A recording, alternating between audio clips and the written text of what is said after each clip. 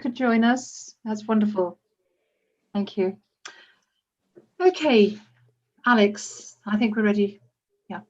Yep, just starting it, Chair. It's not quite ready yet. Should be live now, Chair. Okay, thank you. Well, good evening, everybody, and welcome to the West Northamptonshire Shadow Overview and Scrutiny Committee of the 20th of October. We have a busy agenda tonight, and we'll just get started in a moment. Do you have any apologies, Tracy? We have apologies from Councillor Roberts, who may be joining the meeting later. Right, and David Smith, Councillor David Smith, has said he may be able to join us, but he again might be late. Right. So, any notifications or requests to address our meeting? Good evening, Jonathan. Councillor Nunn. Thank you. We have none, Hi. Chair. Good evening, Chair. Sorry, a couple of minutes late. That's all right. That's good.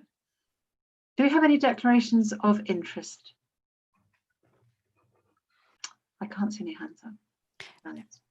Okay, so this evening's meeting, we've got a very busy agenda. We have a number of councillors with us, and if we could perhaps stick to the protocol of using the blue hand to indicate you'd like to speak, that will keep us all in some sort of order of speaking. And one of the things that we would like to, well, let's introduce everybody who's here first, because we've got a number of people who are joining us tonight. Adam, where is he? Adam Brown. Councillor Adam Brown is the chair of the Governance and Task and Finish Group, and he's come along to talk, to lead us through the governance scrutiny and the work that they've been doing there. Andrew Hunkin is the monitoring officer, interim monitoring officer, and he will also be there to answer any questions about the governance, the progress that the Governance and Task and Finish Group are making through the enormous task that they have in front of them. On item 7, we're looking at communication and engagement. The chair of that Task and Finish Group is Councillor Jonathan Nunn. So thank you very much for coming on this evening. And we will look forward to hearing the work that you've been doing in your Task and Finish Group. We also have Alex Mellier, Ed Bostock and Tracy Tiff, who are organising the democratic services for this meeting. George Candler is here as ever. So welcome, George, and thank you again for the support that you give this group and all the work that you do for us. So, right, David has managed to get into the meeting. Thank you, David. Right, Chair's announcements. One of the things that is emerging from the work that we're doing, and we just had a discussion prior to this meeting about how difficult it is, as we are working remotely, to feel some kind of engagement with the conversations and the work that's going on in the Shadow Authority. We do have, we will be getting the notes from the meetings of the Task and Finish groups, but I have to stress these notes are not for public view. We are able to have them as the Overview and Scrutiny Committee members, but they must not be shared. They are notes, they are not developed policies, or they are not the final draft that will be going to the public meetings later on. So we are going to receive those notes, but please be aware they are confidential. We are also going to have access to the Task and Finish groups as silent observers. And again, I have to stress silent observers. It's very useful to be in a room and listen to conversations, to listen to discussion. The Task and Finish groups are much less formal. They don't have minutes taken the same way. And some of the discussions are very broad ranging, and they're not, again, necessarily to be open to the public in the same way that a normal meeting such as this is. So if we attend the Task and Finish group as silent observers, I'd ask you very much to respect that, and there'll be notes produced from that meeting, but you're also able to take your own notes. And then when you come back to report, if you like, to our pre-meetings that we have, you will lead on that, and you'll be the person who has the background, can flesh out the notes that we receive from the Task and Finish group meeting. So I think it's really important that we do this. We have a better understanding of what's coming before us, because I think both the budget work is coming forward, and obviously the governance work is also a really big item for us to discuss. So I'll be asking later for, well, you can be thinking about it now, people who would like to put themselves forward to sit in on the budget meeting, Task and Finish groups, and also vision and culture. And I think the vision and culture actually is a really important part of the governance as well, the future authority. So if you could perhaps get in touch with me to say which of those two you feel that you could contribute to in terms of receiving information and feeding back to a pre-meet, and then informing us of the breadth and the flavour of the discussions that were had at that point. Right, I'm going to see if anybody wants to come in there, and any questions to be asked or comments to be made.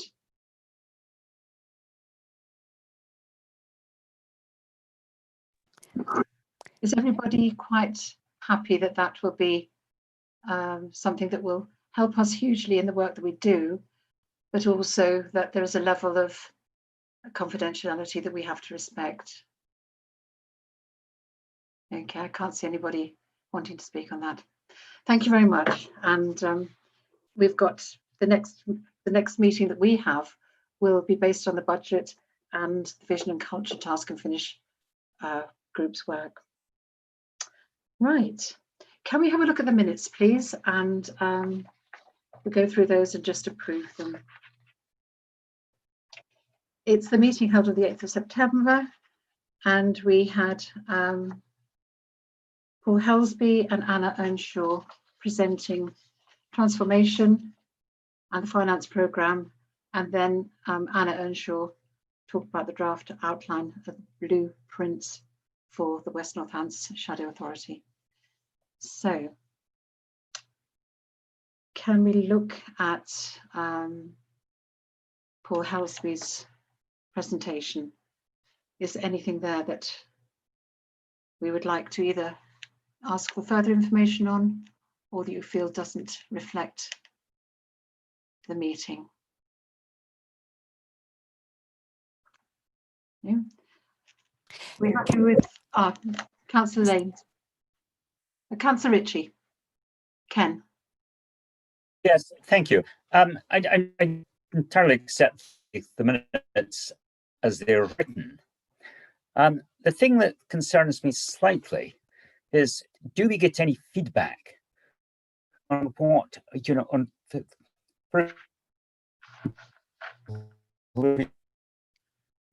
Ken, your sound is very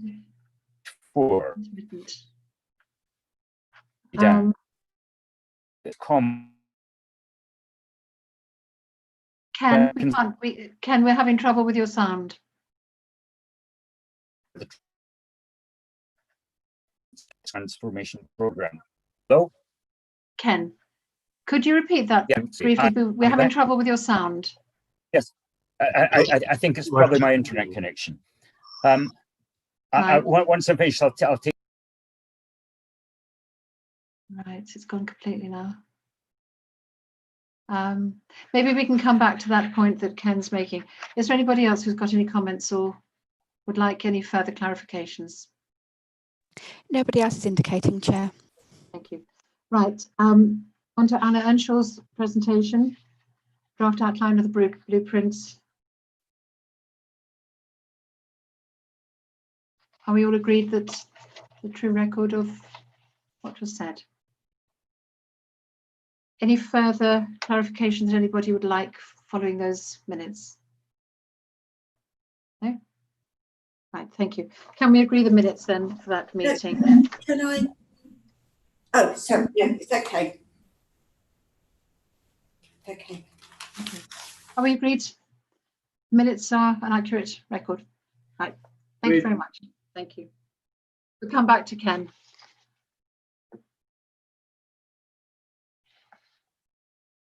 Right.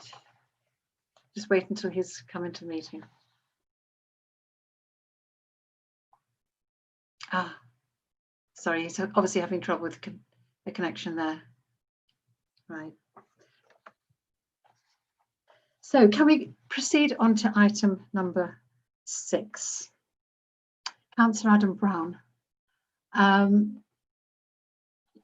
We'd like to hear from you, the work that you've been doing in the governance task and finish group, how far you've got, you know, if there's elements of the work that you're doing that you would like some input from the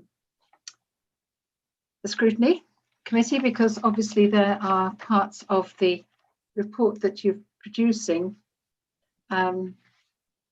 that relate particularly to the structure and the makeup and the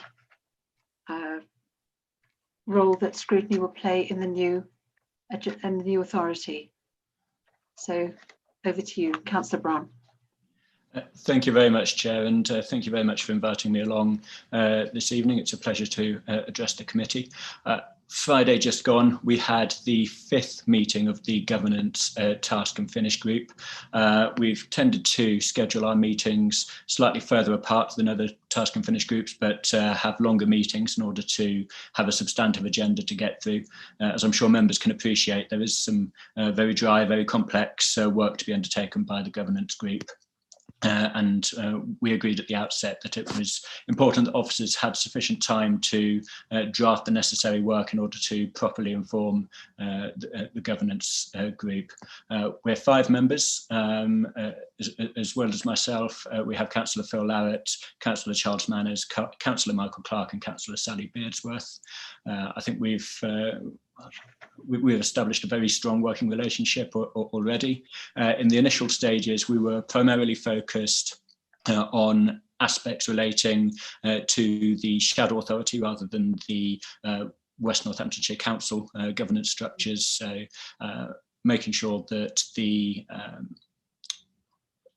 terms of reference for the governance group were established and in order, that the necessary work streams were in progress regarding the independent remuneration panel for members' allowances, that we would receive feedback and continue to work on the constitution for the West Northamptonshire Shadow Authority as time progressed. And members will recall that at the last full meeting of the Shadow Authority, we actually adopted some suggestions from the wider membership of the Shadow Authority and adapted the constitution accordingly. Now, undoubtedly, the main body of work that we have to undertake is in putting together the governance structures and the constitution for the new West Northamptonshire Council. I did hear talk before the meeting formally started of just how long a document a constitution is. The good news is that quite a proportion of that document is set out in statute, and so we can speed through some of the areas where there isn't any discretionary element to how those are drafted. Now, at the outset, when we were turning our attention to the process of drafting the WNC constitution, we had to take some legal advice on how much scope we had to move away from the leader and cabinet model governance structure, because of course the structural changes order mandates that we are within that structure at the outset. The legal advice came back that were we to change the governance structure after April the 1st, but prior to the elections, then we may well effectively bind the new council into a 5-year term within a certain governance structure if we moved away from the leader and cabinet model. And so whilst we're not a decision-making body, the working assumption is that we will draft the constitution based on the leader and cabinet model, but leave open the possibility that the new West Northamptonshire Council may wish to consider changing that governance model to the committee structure, or even the other alternative is a directly elected mayor. But it was the feeling of the Governance Task and Finish group that a directly elected mayor may not comply with the quite diverse range of identities within the West Northamptonshire area. It's often quite fitting if you have a coherent urban area to directly elect a mayor, but with the very large urban area in Northampton working in conjunction with market towns and rural regions, then we didn't think that that would be appropriate. And we were also mindful of the fact that any binding change to the governance structure would need a strong democratic mandate that can only come through the elections in next May. So we won't be seeking to bind the new West Northamptonshire Council in that manner. Now, I hope that you've had access to the committee's terms of reference, which set out the timescales that we're working to.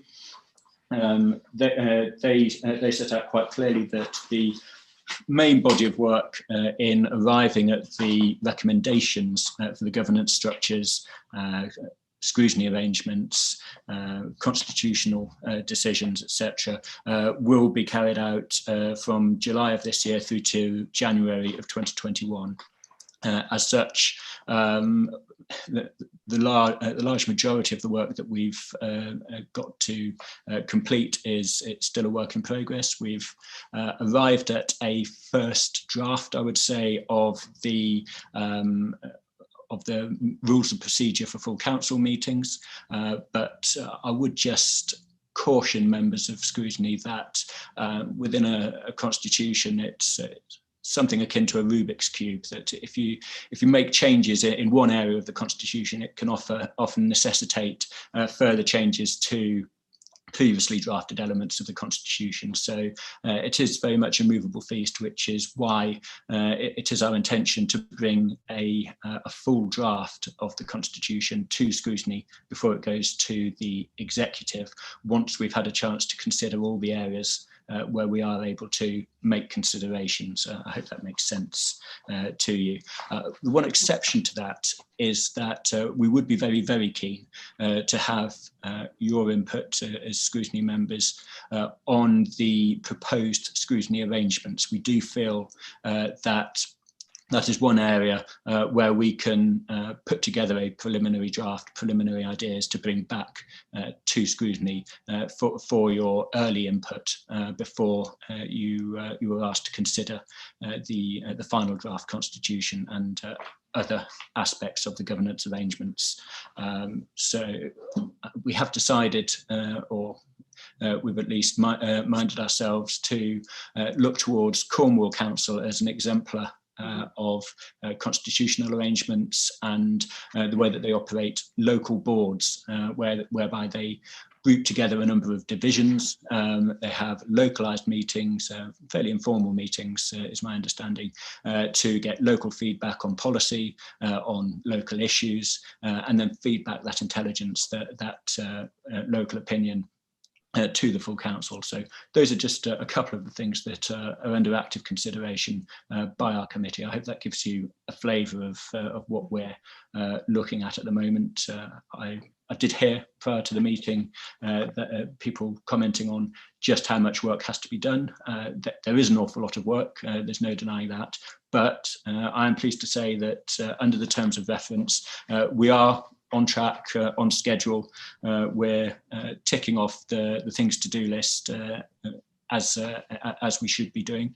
And with the very, very able assistance of Andrew Hunkin, Paul Hampson, the Democratic Services Manager at NCC, and formerly Susan Zeiss, the Monitoring Officer at NCC, we've been able to make, I believe, solid progress, and I've every confidence that we will be able to deliver that draft constitution and draft governance arrangements to your committee towards the end of the year or in January at the latest. And I'm happy to take any questions from you, Chair, or from any of the members of the committee, unless Andrew has any comments that he wishes to add to my presentation. I've got nothing to add at the moment, but obviously if there are any questions which require my input, more than happy to do so. Thank you. Right, thank you very much, Andrew. Adam, sorry, I'm getting wound up here. I'm really pleased to hear about the reference to the Cornwall Constitution. I've had a look through that. It seems as if it's very clear. It seems logical. It seems to serve the purpose it's intended for very well. And you've mentioned the community networks they have in Cornwall, and the way that they're constructed. That is something that we've actually touched on a number of times in this committee, that the local voice is heard, that residents have that opportunity to speak to their elected members, both the unitary members, parish councillors and town councillors, and stakeholders and the statutory bodies in a way that's less formal than what I keep calling it shadow. It's not going to be a shadow, is it? It will be the new authority. So that's very good news. The other thing that I picked up from what you were saying was perhaps some kind of collaboration between this committee and the Task and Finish group on the structure and the way that overview and scrutiny will function within the new authority.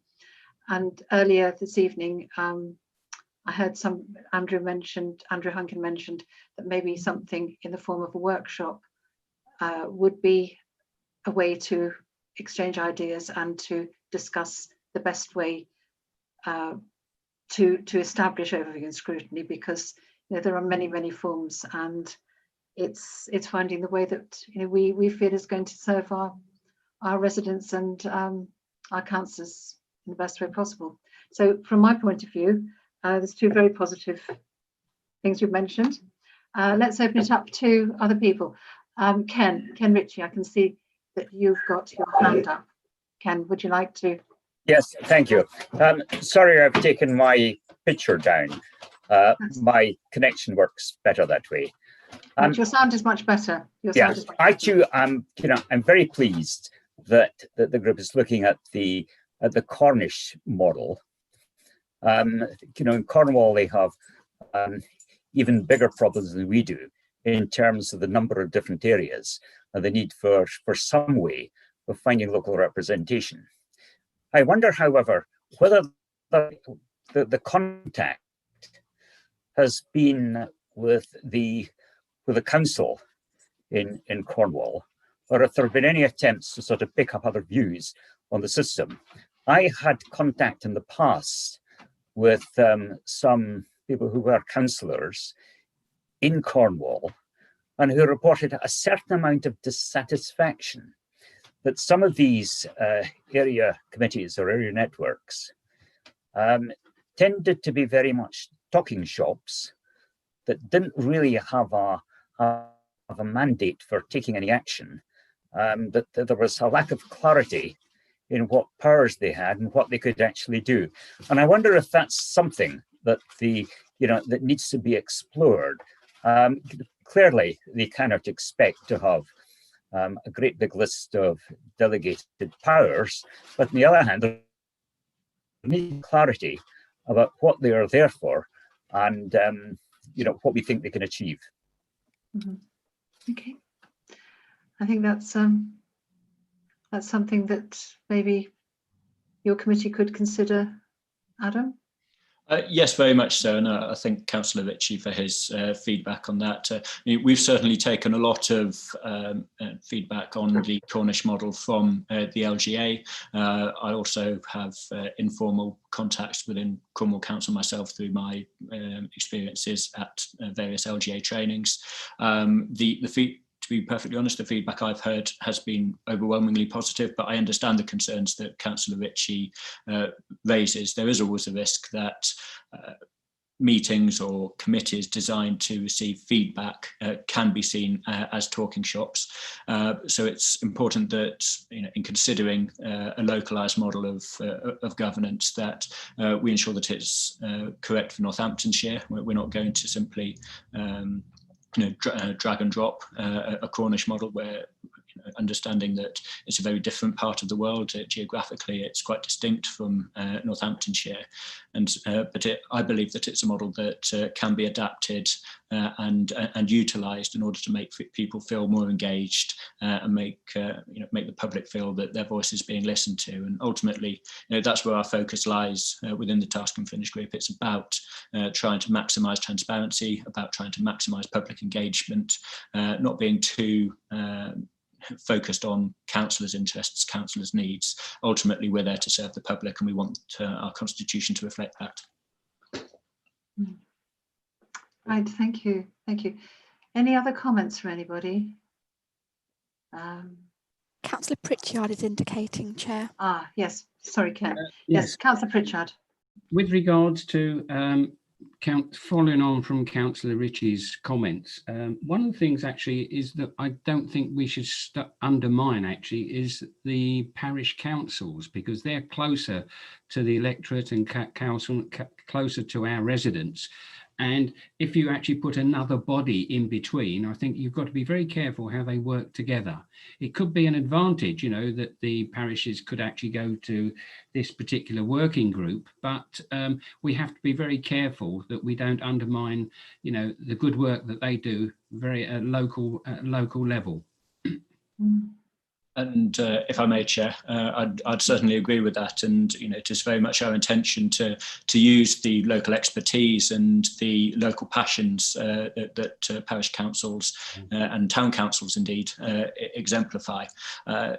It's certainly not about undermining parish councils. It's about recognising the valuable roles that they play within so many of our communities and giving them a more formal avenue to bring their concerns back to what will be the higher tier authority in the future.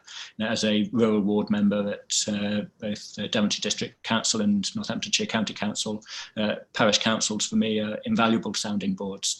They are my go-to when there's an issue of concern.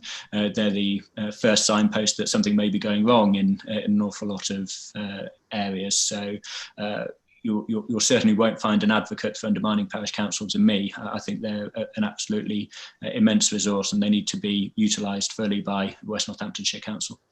Thank you very much. Thank you. Thank you. Right, Andre, Councillor Gonzalez de Sanford, would you like to come in with your question? Just picking up on that point, I think there are many different structures that are created, as we know, for full representation, and local councils, whether they're town councils or parish councils, are absolutely crucial, as we've just discussed.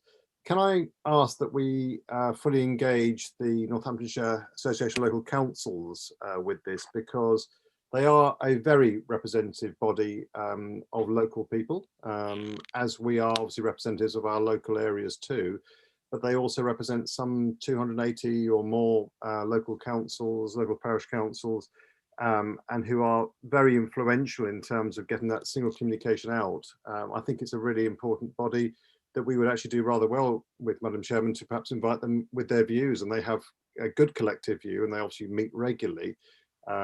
right round our geography and beyond. So that would be a very valuable engagement, and it would certainly be a professional opportunity for us to ensure that we had a single voice, that their representatives come through, but also have something which has been engaged for many years in terms of developing community strategies and community structures. Yeah. Yes. If I may, Chair. Yes. Yes, Yes, I'd just like to thank Councillor Gonzalez de Savage for his comments. I think it's a very, very good suggestion, and I'll be taking him up on that. Good. Good. Any other questions? Anybody else would like to come in on this? Councillor Davenport, Julie.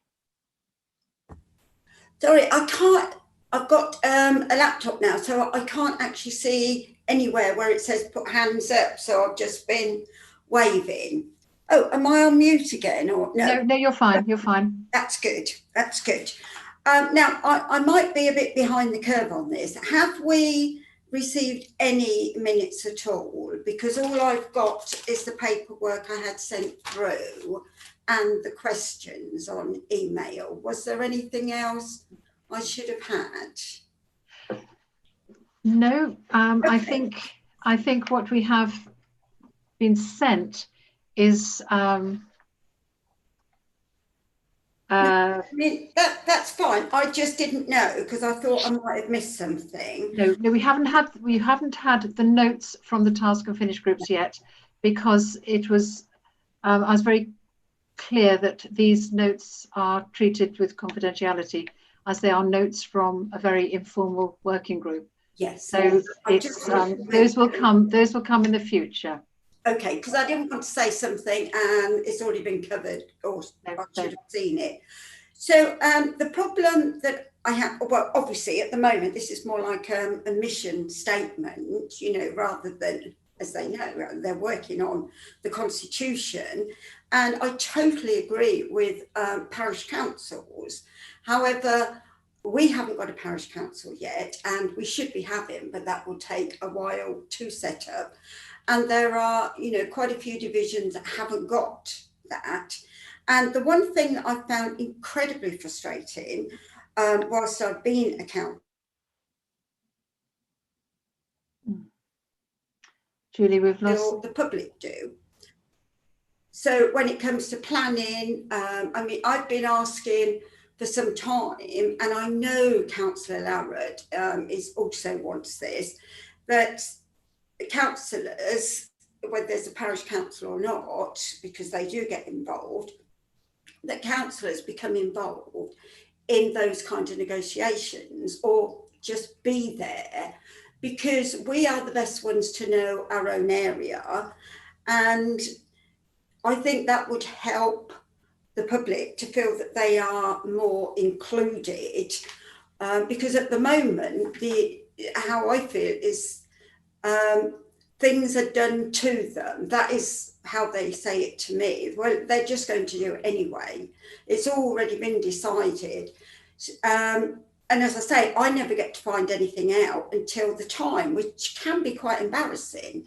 Like with the cycle lane, they had to tell me that this cycle lane was being put in.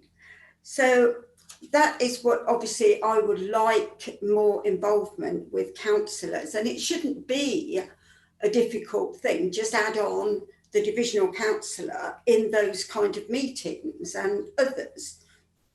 And the other thing, I'm just going to talk about section 106 because there's too much else to talk about afterwards. So when we don't get involved in what we can choose or decide what our community needs, and I assure you we know best because we live here.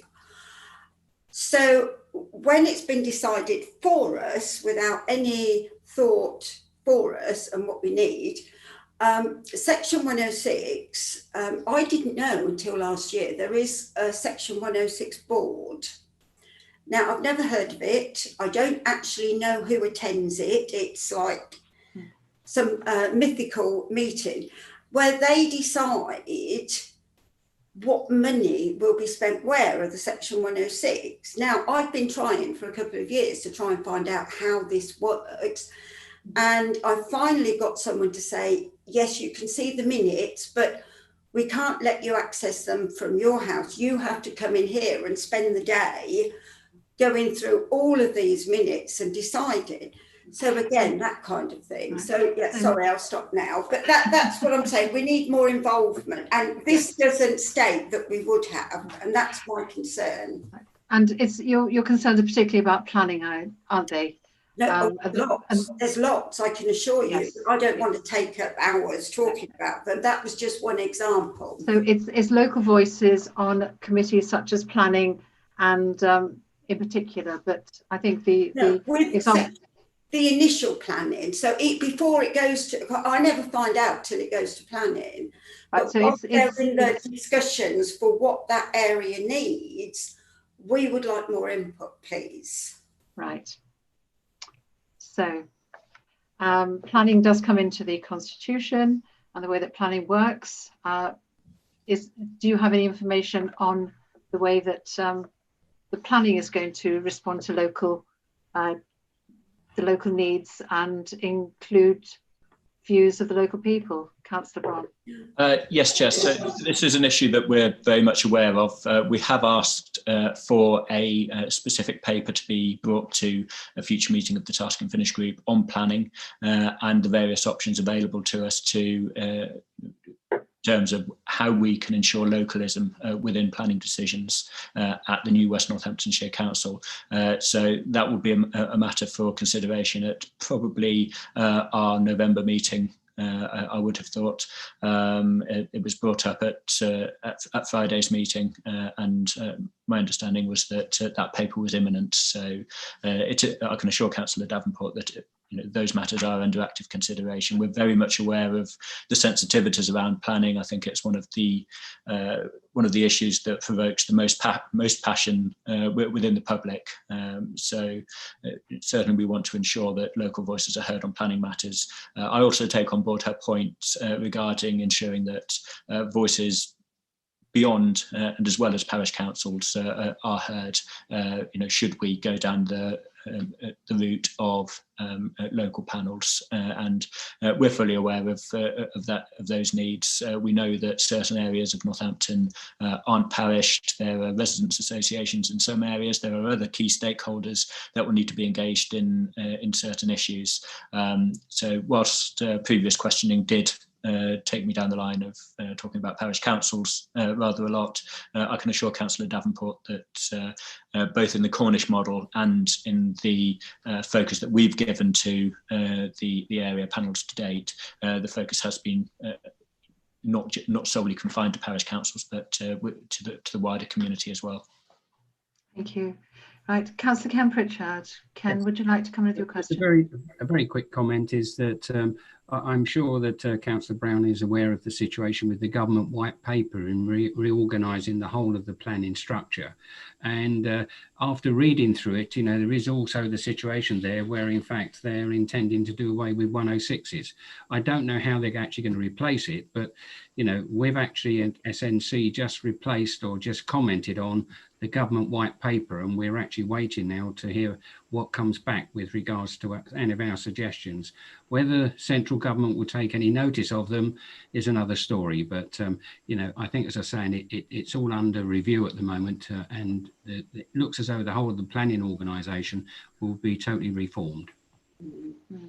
Yes, indeed. Right, is there anybody else who'd like to come in? Councillor Hill. Right, sorry, yes. Councillor Hill. Thank you.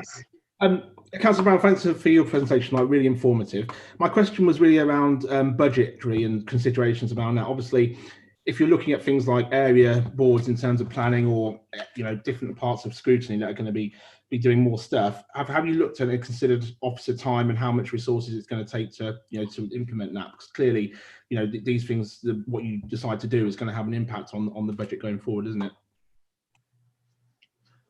Through you, Chair. Yes, there will be budgetary impacts. Democratic Services will have its own budget, and by extension, that will limit to a degree the amount of outside engagement that the council can undertake.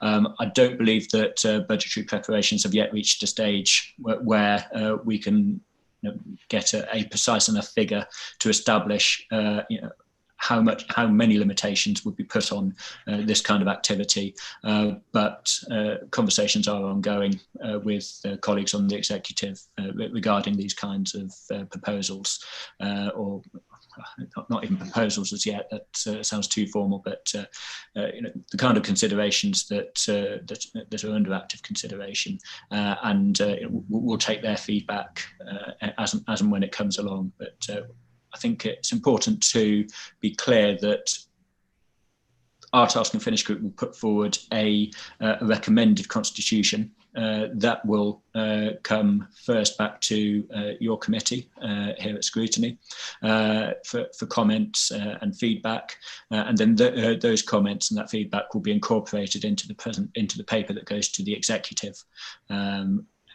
who will then, I believe, in turn pass their decision on to full council or the shadow authority, which will be the body that has to adopt the constitution. So there are several stages of democratic involvement, many stages where members outside the executive will be able to give their feedback and put forward their suggestions. I'm extremely mindful of the fact that we are but 5 members, 4 Conservatives, 1 Liberal Democrat. There will be an awful lot of opinions, an awful lot of very valid opinions outside of that circle of 5 people once the draft constitution is published. And I think that will be a very challenging but a very important time for the writing of the constitution, because no matter what work we undertake at this stage, ultimately, the constitution belongs to all councillors, and we'll need buy-in from all parties and from across the council. Thank you. Are you happy with that response, James? Yeah, that's really good. Thank you. Yeah. Okay. Anybody else wanting to come in? I can't see any hands up. Councillor Roberts. Right. Councillor Roberts. Emma. Thank you, Chair. And firstly, my apologies for my delayed entry to the meeting. I had a small family emergency that child required attention, so apologies for the delay. So I also then apologise if I missed some timetabling that Councillor Brown explained. But with everything you've talked about and the very detailed description you've given, it's clear you've done a lot of work. What is the clear timetable for release of that constitution into the overview and scrutiny, into back to yourselves for review, then over to the executive, then into full council for implementation? And with that fairly lengthy timetable, how do we make sure that we've got the right officer time, as Councillor Hill said, we've got the right officer time scheduled to it, we've got the right plan in place, and we've got the right lines of defence to make sure that that plan is actually implemented, so the constitution doesn't just end up, your report's lovely, but there's a big bundle passed over at the end without those real considerations taking place? Through you, Chair. Yes, I think Councillor Roberts maybe did miss at the very beginning that we've got a clear timetable in place to have that draft constitution put together by January at the very latest. Then it will come back to scrutiny and then on to the executive. My task and finish group is clear that we will provide the flexibility and the additional man hours required to get this over the line. There's been full buy-in, full commitment from all panel members, and our supporting officers have been fantastic in their work and their commitment to what we've got to do to get this over the line. I couldn't agree more. It is a significant body of work. It does need the thorough consideration at the end of it, but this is a timetable that's been through programme management that I'm confident is rigorous enough and will allow enough time. But I don't know if Andrew Hunkin has any more technical comments to add to this. I think it's very important that we plan for this and make sure that there is the engagement. So again, we talked about the fact that the Overview and Scrutiny Committee would be engaged in those parts of the Constitution which actually involve them, and we've talked about a workshop for that. I think that's the right way of doing that, and that'll allow us to air out any differences that there might be on that. The timetable is tight around now, but we understand that we need to give members the time to actually consider it. We've talked about the fact that it is a big document. What we will do is make sure that you're able to focus on those things where you have an element of choice. A lot of this is actually done in statute, so that we can have that focused conversation and make sure that we have enough time for overview and scrutiny to scrutinise it before it does then go on to the shadow executive. So we're happy with our timetable, and that it should allow that to happen. Chair, if I may just very quickly, I appreciate the timetabling. That's great. You've explained that, and I appreciate that you think it's tight, but you're happy with the timescales.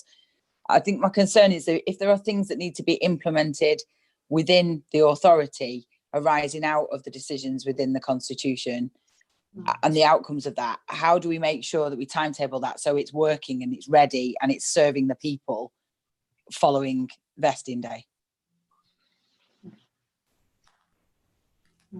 So if I may, Chair, I'll refer that back to Andrew, as it's a technical question.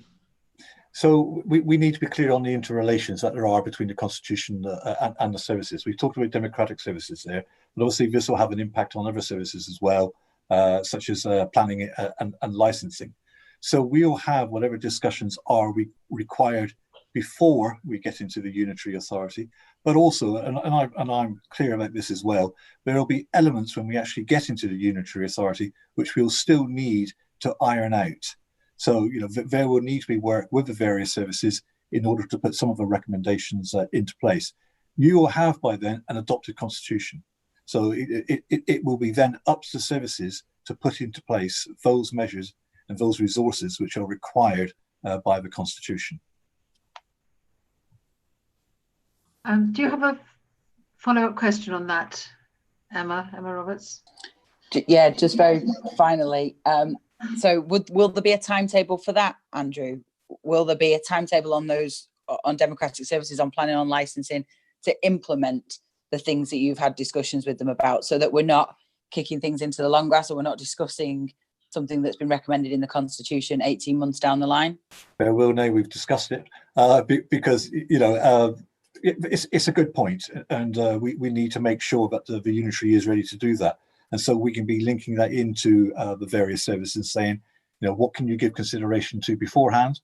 And then once you've got your teams in place and you're aware of who's now actually could be forming part of your team, what do you need to do with regards to that? I think democratic services is a good example of that. So your democratic services staff will transfer across.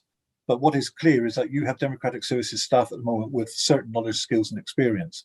You may require different knowledge, skills and experience to operate the kind of model you've actually put in place.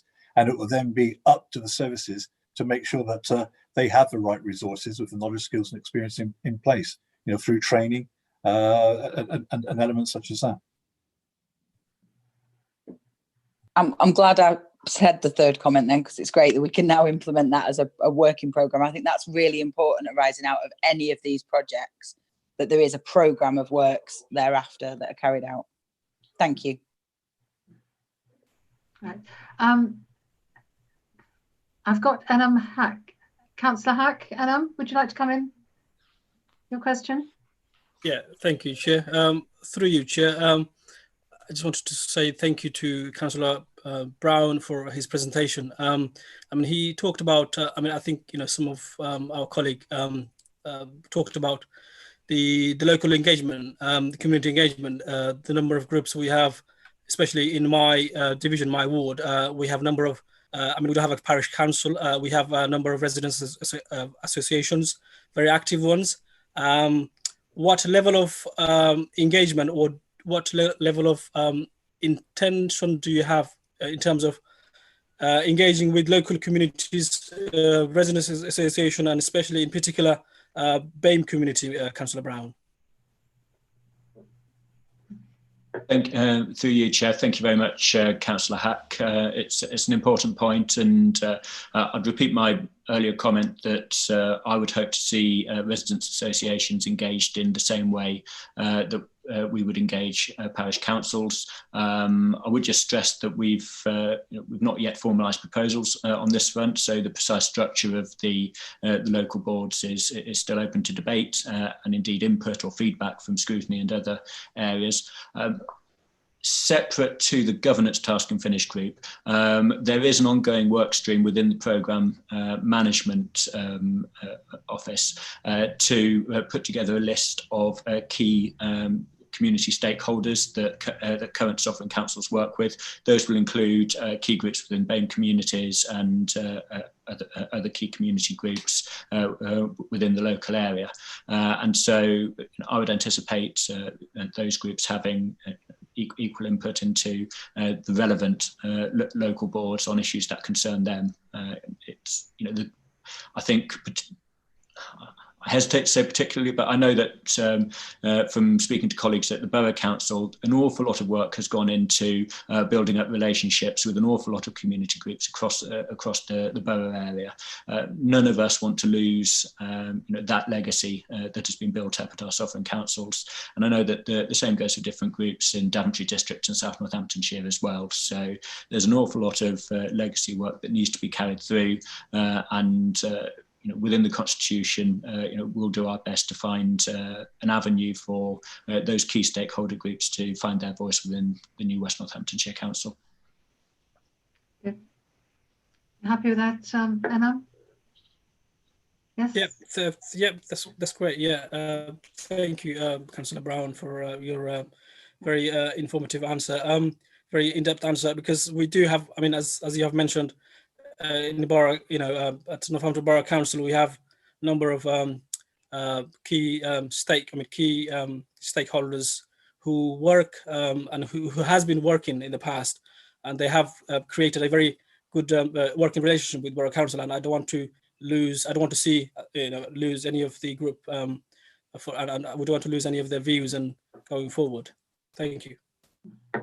And, if I may just add, Chair, with your permission, I fully support Councillor Hack in this, and there are, going to unitary should not mean a loss of localism and a loss of the relationships that have been built up. And so I just want to reassure him and reassure all members that I'm extremely keen to see those good relationships continued, and we'll find whatever constitutional mechanisms we can to ensure that happens.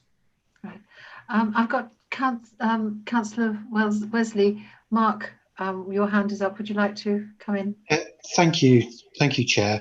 It's really just along the lines that we've just been listening to, really, on local groups. I mean, do you think it would be worthwhile looking into a means whereby any local group could apply to be a consultee? And that gets out to them via local councillors or the website or whatever, just giving everyone and everything. They may not actually sit on the boards, but they are actually consultees at least, and have an option to put in words on particular issues. Through you, Chair, I think that's a really interesting suggestion from Councillor Wesley. I know that there are some statutory restrictions to certain consultations, but I'll take that back to the Governance Task and Finish Group, and I'll see what options are open to us on that front. Thank you. Julie Davenport, I think you've been waving again. Yes, yeah, I don't know why I haven't got the hands on this, but just a little point, I don't want to go on again, about, so we've discussed talking with residents, connecting with communities. One issue I've come up against is you're going to have borough council groups. So say, for example, for me, MPH for housing, and you've got social care and also children's care, which will have to be coming to linked, hopefully, which will be brilliant. Now, as an example, at the moment, I've got MPH saying to me, we're going to knock down the community centres and we're going to build houses on them.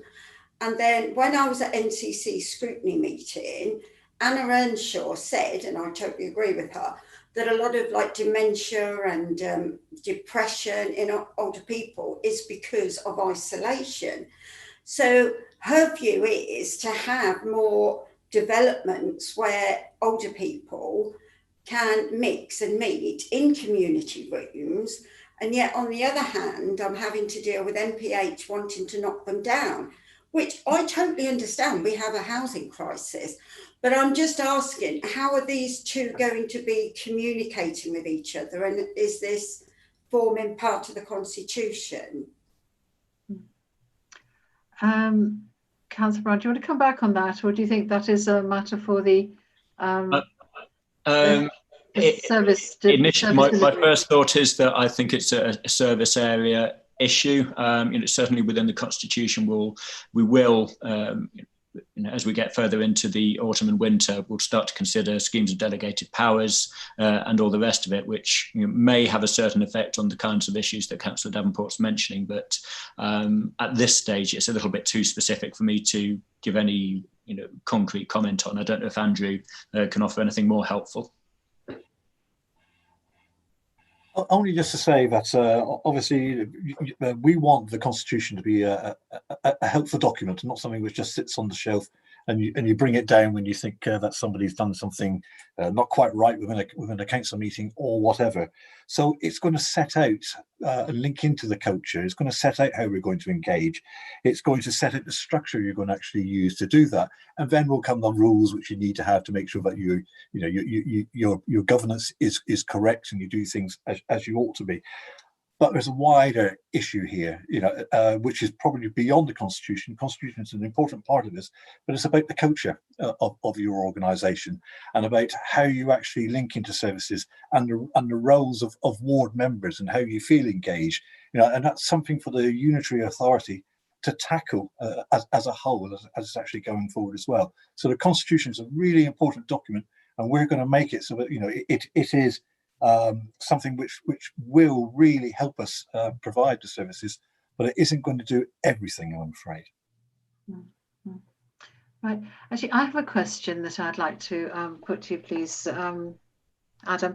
One of the in one of the reasons for doing, aims for doing the making the constitution fit for purpose, talks about helping councillors represent their constituents more effectively. And I think Andrew just touched on that a minute ago.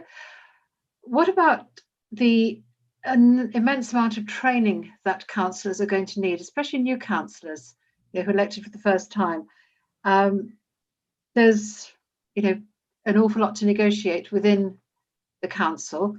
We're combining the work of both the boroughs, the districts and the county, which is a huge area of work, and councillors are going to have to understand how this works and how to negotiate it effectively for their constituents. So, are you thinking about training programs? Are you, again, is there a budget for that? And who's going to devise them and who's going to deliver them? Yeah, absolutely, Councillor Birch. It's a very important question, and in fact, within our terms of reference is the development of member training, and that's something that we're going to start to look at in the very near future, and we'll have concluded our considerations on that front by February. So, as you quite rightly point out, there are some budgetary considerations on that front. However, there will be a democratic services team. There will be a democratic services budget within the West Northamptonshire Council. So I wouldn't be too pessimistic about limitations placed upon member training and development by whatever budgetary pressures may be present at the new council.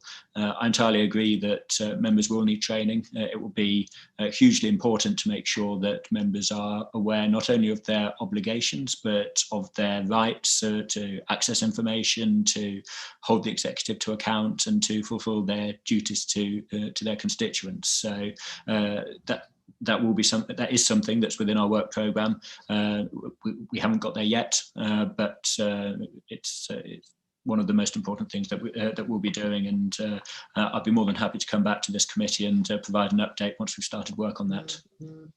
I think that would be really helpful. Thank you. Now, I realise that we've got quite a long agenda ahead of us still. Is there anybody else who'd like to come in before we thank Adam and Andrew for their contribution tonight? Nobody's indicating, Chair. Okay. Right, well, in that case, I'd like to thank you very much indeed, Adam. Thank you very much indeed, Andrew. I think you have actually answered a lot of the questions that we were discussing in the pre-meet. You've answered them very fully, very adequately, and nobody else has got any questions. So perhaps you've done your job very well tonight. And again, thank you for your time. Thank you for the frankness and the full answers that you've been given to us. And if you're very happy to remain in the meeting, but if you feel you'd like to go and do something else, thank you and good night. Thank you very much, Chair, and thank you to your members as well for their input. Thank you. Right, if we move on to item number 7 on our agenda, communication and engagement.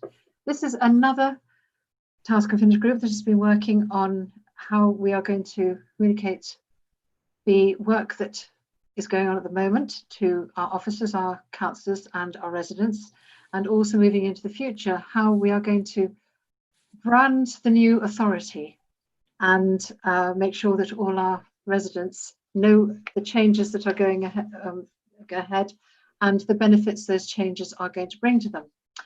And we have obviously some slides here tonight, but obviously Councillor Nunn, Jonathan Nunn, who is chair of that task and finish group and the deputy leader of the Shadow Authority. So welcome, Jonathan. Thank you very much for joining us tonight. And if you'd like to get started with your presentation, be delighted to. We will sit back and enjoy it. Thank you. Fantastic. Thank you very much. You may be building it up slightly too much, but we hope that you find it informative, Jay. I'm joined, by the way, for folks may not have met on the screen, Claire Hazelgrove. And Claire is leading on the Future Northants comms, wrote most of the report here, and is also in shaping what we want to illustrate to you is a very important phase of the next few months on the Future Northants comms. What we want to do quickly today, in just a few minutes, then obviously take any questions, is give you an update on the communications and engagement, of the resources we have on it, the approach we're taking, the activity, and actually initially, most particularly, I think this is quite important for our discussion tonight, the objectives, our objectives in what we're trying to do with the comms. We also want to give you a key overview of the communications milestones ahead, update you a little bit on what's happening with that visual identity, in other words, the logo thing that you're familiar with. Also, an update on the key priorities for communications and the task and finish groups into what we're calling now an implementation phase. And one of the things Claire will do there is highlight some of the coming milestones and the key activities. Thanks, Tracy. Just a quick one. You may have seen, if you had a chance to look at the report, this for me is our objectives, and it's really important. And I want to make sure that you feel comfortable with this, because as a starting point to this, just wanted to make you aware that the two driving objectives that we have, the overall purpose of the programme's communication engagement function is twofold as we see it. One is to keep residents fully informed and to give them a realistic confidence that the new council will deliver for them, and above all be accessible to them on day one. We need our comms to be relevant to them so that they hear about the things that are relevant to them. The second thing is we want to ensure that the council's staff, who are incredibly valuable resource, if not the greatest asset perhaps that the new council has in delivering effectively for the people of West Northants. We want those staff to feel well informed and engaged with the work that's underway, know what the key milestones ahead and the journey of creating the new council, particularly regard to the items that emerge to be of most importance and concern to them. You will all be familiar with the phrase change champions. These are key people whose job it is to engage with the colleagues around them in our various different councils. And we want the communications that go to staff to be very driven by the things that they raise with us, as the change champions are the best people to tell us what's on people's minds or staff's minds at the moment. So those, if you like, are our key objectives, and everything we're doing is driven by that. Next slide, Tracy, thank you. So in terms of the team, we have a fairly new Future Northampton Communications Engagement team now in place, a great crowd of people, very enthusiastic, and we're putting some good plans together. We're sort of focused on cross-cutting programme of priorities. In other words, they've got a wide range of different things. In short, if there's something going on that we think it is of benefit to residents or staff to know, we want to make sure that we're able to do that. And you know, quite interested in Councillor Davenport's point on the last item, which is separate. How do we know about everything that's possibly going on? It's an incredible job, and our job is to make sure that people do feel they know what's going on, whilst not overwhelming them with a huge amount of information. For us, that's the key thing. Our success is partly measured by the fact that people feel confident that they know what's going on, and if they don't, they know where to find it, really. Next slide, Tracy, please. Just let me tell you a little bit about this visual identity, which is a really, really important thing. It's something, is it important, is it not? Do you know, in terms of the service delivered to residents and so on, perhaps it won't have a significant impact. However, it's also worth saying that whatever it is that represents a council should in some way sum up who they are. Then it obviously is a signal for inward investment and a whole variety of different things. It's something that our staff will, in due course in the new council, live with day in, day out on their ID badges, letterheads, reports, and so on. So it is something that's important to us. Above all, everybody has an opinion of what should shape it and what it should be what it should include. Now, I think I've mentioned separately in groups, you may have heard, that there will also be probably a more heraldic representation for the West Northants, which in the same way, certainly in our existing councils, we're very, very proud of at Northampton Borough. Our the traditional version of what sits behind you on the screen, Chair, this evening is something of huge pride to us. So a heraldic version will follow. Meantime, this is the everyday version. Now, what went out for consultation, you'll see those three things on the bottom. Many of you may have completed the consultation on this, none of which are the final version. So it's been a priority for this group to get that started. The public survey ran from August till the 6th of September. We had 1,740 people respond, which statistically actually is quite high for something like this. Many people took the trouble to give really concise points. And what I think was nice was we were able to identify that a very high proportion of staff who work within the councils within the West area also took the time to contribute their views. We have shared those results in detail with the Task and Finish group, and we really have pored over them to make sure that we've understood exactly the points that people are saying. And I have to say that whilst one of those emerges a favourite, there's significant changes to be made before getting to the final one. But we hope to do that fairly soon, and I think within the next couple of weeks or so, you'll start to see what we would consider probably a final design emerge. But there were a wide range of different comments that were really helpful. And what I'll do now is I'll hand over, if I may, to Claire. Claire's just going to talk about some of the recent activity and also some of the up and coming milestones that we think are important in order to communicate out to everybody. Excellent. Thank you, Councillor Nunn, Chair, and thank you for the invite tonight. So as Councillor Nunn mentioned, I'll cover some of the key recent activity that we've been undertaking really in the last 6 to 8 weeks here as part of the Central Future Northants Comms Engagement team. So as you'll be well aware, we conducted all member and all staff briefings around the blueprints and ensure that those were sent around to everybody for full consideration and view, and supported Anna and Paul, as was mentioned earlier on, in the sessions that they delivered to provide more detailed information with you all about those. And we've communicated the senior appointments from Chief Executive down as well. As Councillor Nunn mentioned, we provided thorough analysis of the logo survey, and we've been working very closely with the full Task and Finish group to ensure that it's iterated in line with both the public and sort of staff feedback through that survey, and then also bearing in mind theirs as we're looking at different iterations as well in a very good process there. And working as well to ensure that the decision-making process for the items, which will be rebranded for day one, is as thorough and complete as possible. And looking forward now as well, as Anna Earnshaw has taken up her post recently, we've been working with her to develop her new tailored communications and engagement strategy as well. So trying to ensure that Anna has new channels, new modes of being able to communicate with staff, and in time making sure that that's the case, and clearly so with members and residents as well. So there was a new blog that we worked with Anna on, and we're in the process of developing video content as well to again really introduce Anna in her new role as Chief Executive, and so people can really get to know the person behind the title as well and understand sort of more about the role, what that will entail, and bring that sense of togetherness through that work in the new authority. We're also piloting a new dynamic FAQs process, which is really important, because what we don't want at this stage is there to be sort of static or out of date documents, when it's really important that we're able to, in a very timely way, answer important questions that particularly staff, but others may have around the process, what's coming up, particularly when it comes to information about their roles and the processes there. So instead of relying on those more static documentations, we're moving towards having a single place where folks will be able to go and see on a weekly basis the new answers to questions that are coming up as well, which we think will really help, as Councillor Nunn mentioned, instill that sense of confidence in the process and what staff and others will be able to see, and how they'll be an active part of the future authority as well.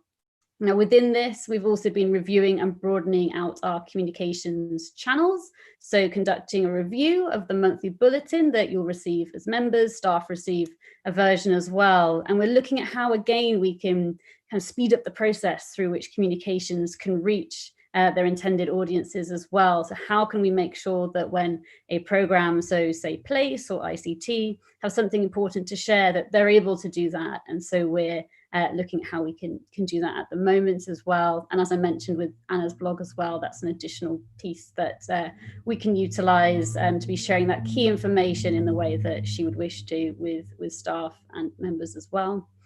We're also supporting, in a very ongoing way, the development of the vision and values work too, which is again integral to the future shape of the authority, and planning for the future. So looking now at what that future team looks like, what shape it should take, and what it needs to do and have in order to thrive. And all of this really then speaks back to those points that Councillor Nunn mentioned at the start when it comes to our purpose as a communications and engagement function, which is so that staff, members, partners and residents have that clarity and confidence, and also, really importantly, excitement about the future authority and their place in it.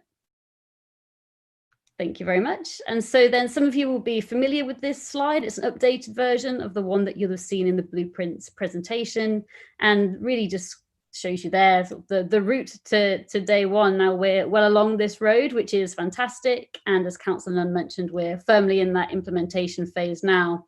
So we'll be supporting all of these items here, which you can see are many and varied in terms of their audiences, their impact and their scale, ahead of going live on April 1st. So this will be all the core comms and engagement milestones that we'll be working very closely with the comms and engagement task and finish group as well, to ensure that we're doing that strategic shaping, look ahead, and ensuring tailored plans to reach the different audiences via the channels that work for them. And one thing to say as well here, I think it's a critical note that the Residents Day One campaign, to make sure that everybody in that vital phase ahead of the new authority going live does feel informed, ready, prepared for what will change, but also almost as importantly, what won't change on day one. So again, we've got that confidence and assuredness for what to expect.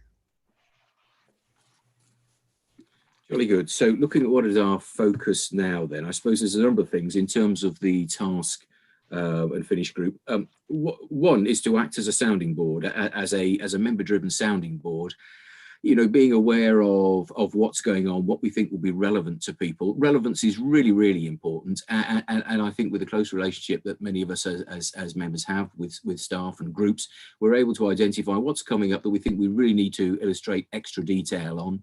And perhaps in terms of service users and council service users, I think we have a different objective in terms of what will be really important to them. There is always a danger of just announcing facts. This has happened, that has happened, the other has happened. Our big input is around the so what. So why does that matter? What difference will that make to people's lives? That also gives us the chance to share ideas and input through the Future Northants comms group, through the staff and so on, and provide some support. Also around things like the visual identity and the day one readiness. I mean, that's really important that everybody feels ready. There are campaigns that will go on around that. And I think as a committee, got a great role to play to make sure that we can bring some sort of outside views into the effectiveness of the communication, how we make it the most effective, and so on. The reason why we call this a new phase, by the way, I think there's 2 or 3 things going on here. One, you know, we've all known about the date of this, haven't we, for a long, long time. But having just hit the 6-month mark, I think it really is bringing a sharp focus. It's bringing a sharp focus to our staff. It's bringing a very sharp focus to those who use a service and realise that perhaps change is on the horizon. And of course, change can be very unsettling, can't it? There is a great deal going on now. And things are really changing. So we have that duty to communicate effectively to those people who have an absolute right to know what is going on and what the impact on them will be. I think also there's a bit more receptiveness. We're still living with this dreadful virus, but nevertheless, we have learnt a new normal that says that life must go on. And now there is room in the agenda for people to start thinking, well, okay, still worried about that, but actually I also need to know what's going on locally as well. So I think all these things coming together is why we see that we're probably kicking on in a new, enthusiastic way. And it's really time to make sure we communicate effectively. And then as a final slide, and this sort of reflects the implications and risk section at the 4.2 of the report, but a few other thoughts as well. Our greatest implication and risk, based on what I've been saying, is the potential risk that staff or residents do not feel engaged, do not feel they know what's going on. Change is unsettling. And if you think about who it's unsettling for, in this case, for all of us, those of us who've been members of a council who fear what the future will bring and feel an importance on shaping that future, but actually some of the real people for whom this has the greatest impact are either our own highly valuable staff or perhaps the most vulnerable in society who use our council's services. And as a consequence to that, what this really is about giving them the assurance of what the future will be, and that we are hopefully with them creating something that will deliver for them. Totally inconsistent with the objectives that I outlined for you earlier at 3.1. Obviously, no real financial implications involved in this. And you might know the logo work, for example, was handled by in-house designers to keep costs modest. That was not necessarily the only way that we might have done it, but we feel we have got to an end result, you'll see soon, that has managed to achieve it on that basis. We would not otherwise have hesitated if we felt we needed to bring in other expertise. A key focus of the work that we're doing as a task and finisher group is now on the word rebranding. And there's often something cynical about marketing branding. This is important. It says what the council is, it says what the council stands for. And of course, also, we have to consider what the priorities are. We may or may not ever rush to replace logos on the bins in our parks, but what we do need to make sure is that our staff that go in to enforce some health and hygiene regulations at a restaurant or make a visit to a child that needs care have relevant identifiable badges that people can recognise instantly as being legitimate, reducing the fear of fraud and many other things. So that's where branding really comes in as an important thing. The reputation of a council that is good may also build to the quality of that brand, but in this purpose, logo, that's why it's important that we have a recognisable brand. So it forms a part of our whole safe and legal agenda. Parking tickets is another example that's listed there. Okay, so that's broadly where we are. Immediate programme and future authority comms and engagement are currently being reviewed. That's to say we're looking at how we're doing at the moment, look at reputational risk, what would emerge if neither were addressed. I think you'll understand, but those who are most vulnerable and use our services, or for those who are staff, the implications of not communicating with them effectively are pretty significant. I hope that our assurance and any questions you may like us to answer will give you an assurance that actually we're onto this, and that communication is beginning to really work effectively. I think that's it. Happy to answer questions, Chair. Thank you very much. Thank you very much indeed, Jonathan and Claire. So I think from the previous item on the agenda, you've probably gathered that communication to residents, to members and to officers is actually something that is running through many of the task and finish group work, and how we do instill confidence and optimism in the new authority. So I think perhaps your work spreads out into many other areas as well. And certainly, the conversations tonight have all been about how we understand, how we learn, and how we work in the new authority. Yeah. So I think there's probably lots and lots of people want to come in here. So can we start off with Ken Pritchard? Ken, would you like to come in, please? Thank you very much, Chair. Councillor Lump, something that actually hasn't been, should we say, identified is that when we talk about communications, when you look at, we have 4 organisations with probably bespoke IT and network infrastructures. And what work is being done to make sure that we actually have a very compatible and all-encompassing IT network that will benefit us? Because when you think of it, with the problems we've had with the virus over the last 7-8 months or so, if we didn't have an efficient IT networking system, we would have been in dead trouble. So perhaps you could actually bring us up to date of what is happening with regards to integrating all of these IT systems.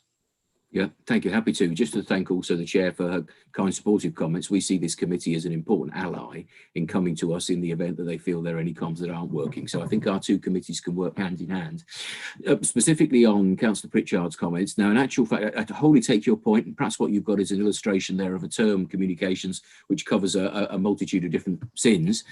There are separate officer work streams who are dealing very specifically with the IT projects and the combination of, for example, we have used at Northampton Borough a payment system called Aggresso.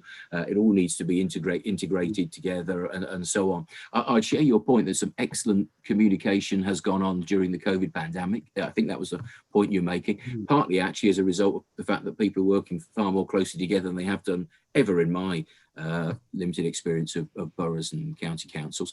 But on that specifically, I'm afraid we're probably not adequately equipped to answer your particular question, other than to say that a massive area of this project is around ICT, communication, software, and so on. As a leader, attending a thing as leaders do called the Joint Implementation Executive, we recently had an update to tell us on the progress of this, which was everything from the staff end of Microsoft 365, etc., all the way through the many other programs, how websites would work in order to be effective for residents who wanted to reach them and so on. So probably the best I can give you is an absolute assurance that a huge amount of work that's going on, it is going on. It may be something this committee wishes to get an update on specifically at a later date, or it may be that perhaps now or at a future date George would want to give more detail. But I think broadly that's just an assurance to say huge work is going on.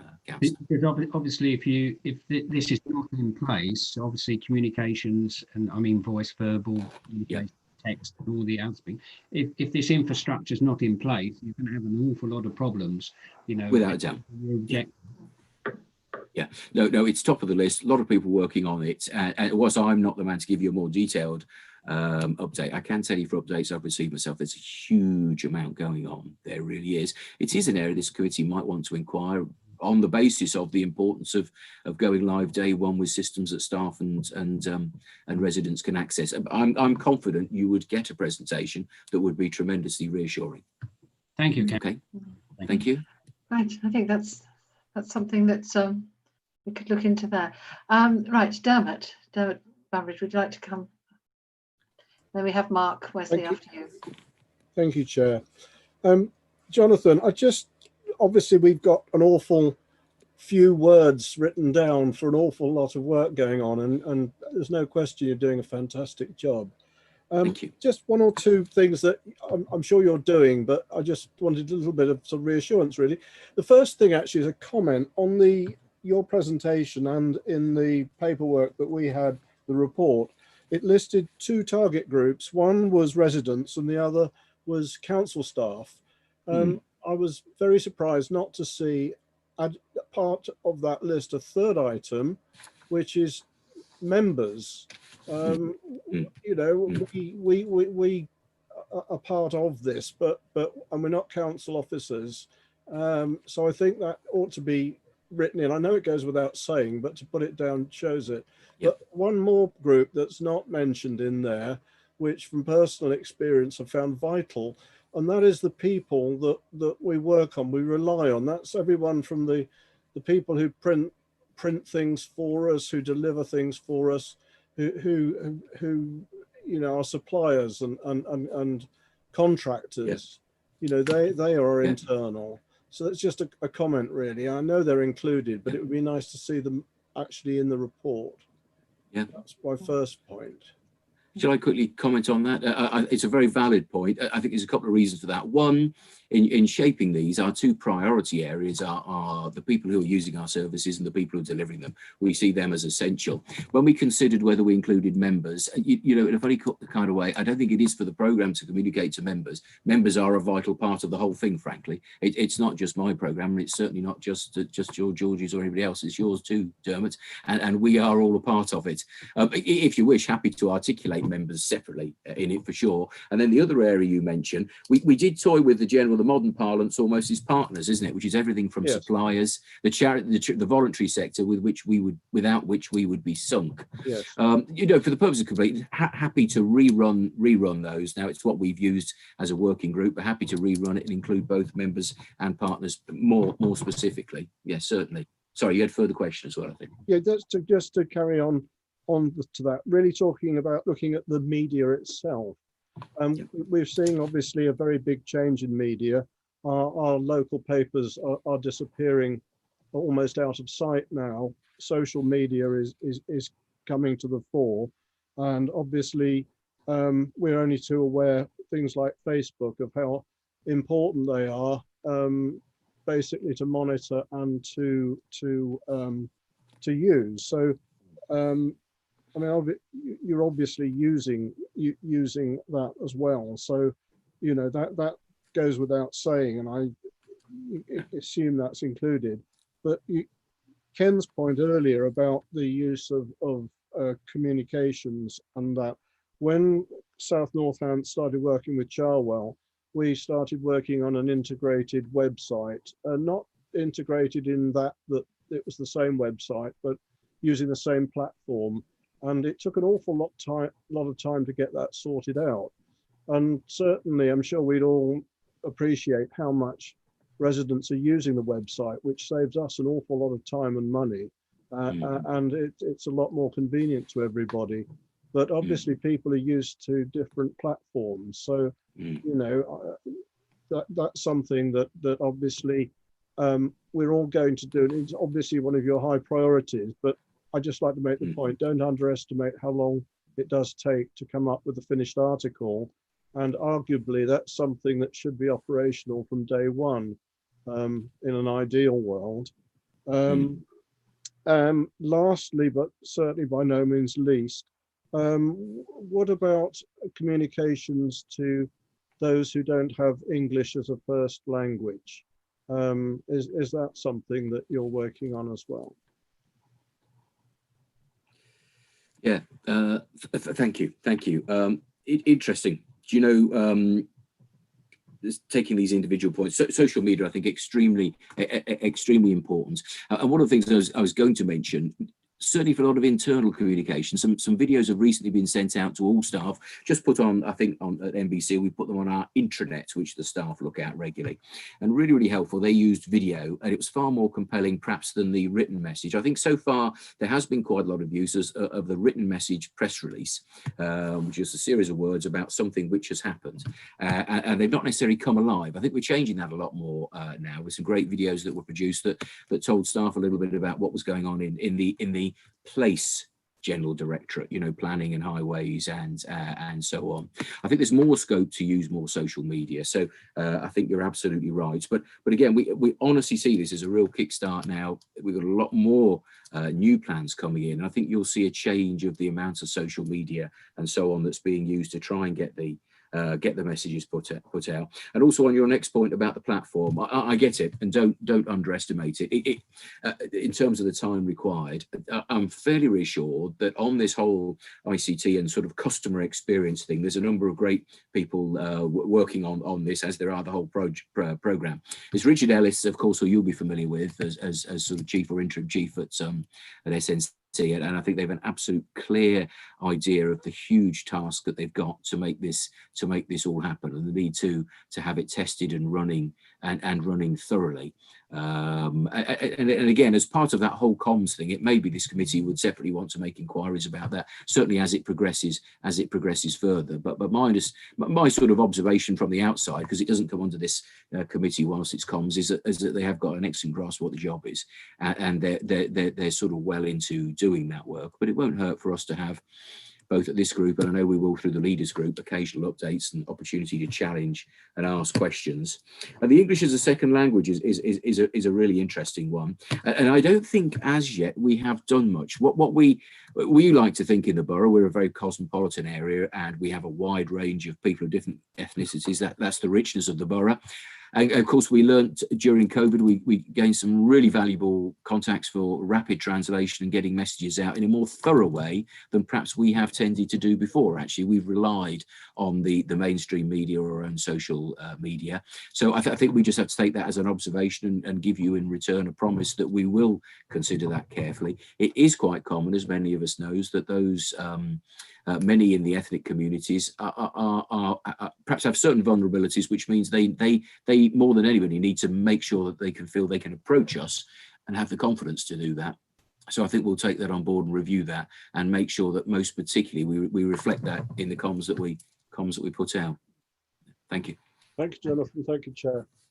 Thank you. Right, Mark, and followed by Andre. Thank you, Chair. Yeah, I think some of my comments have already been covered, but just for me, the same old story. I think with local councils, etc.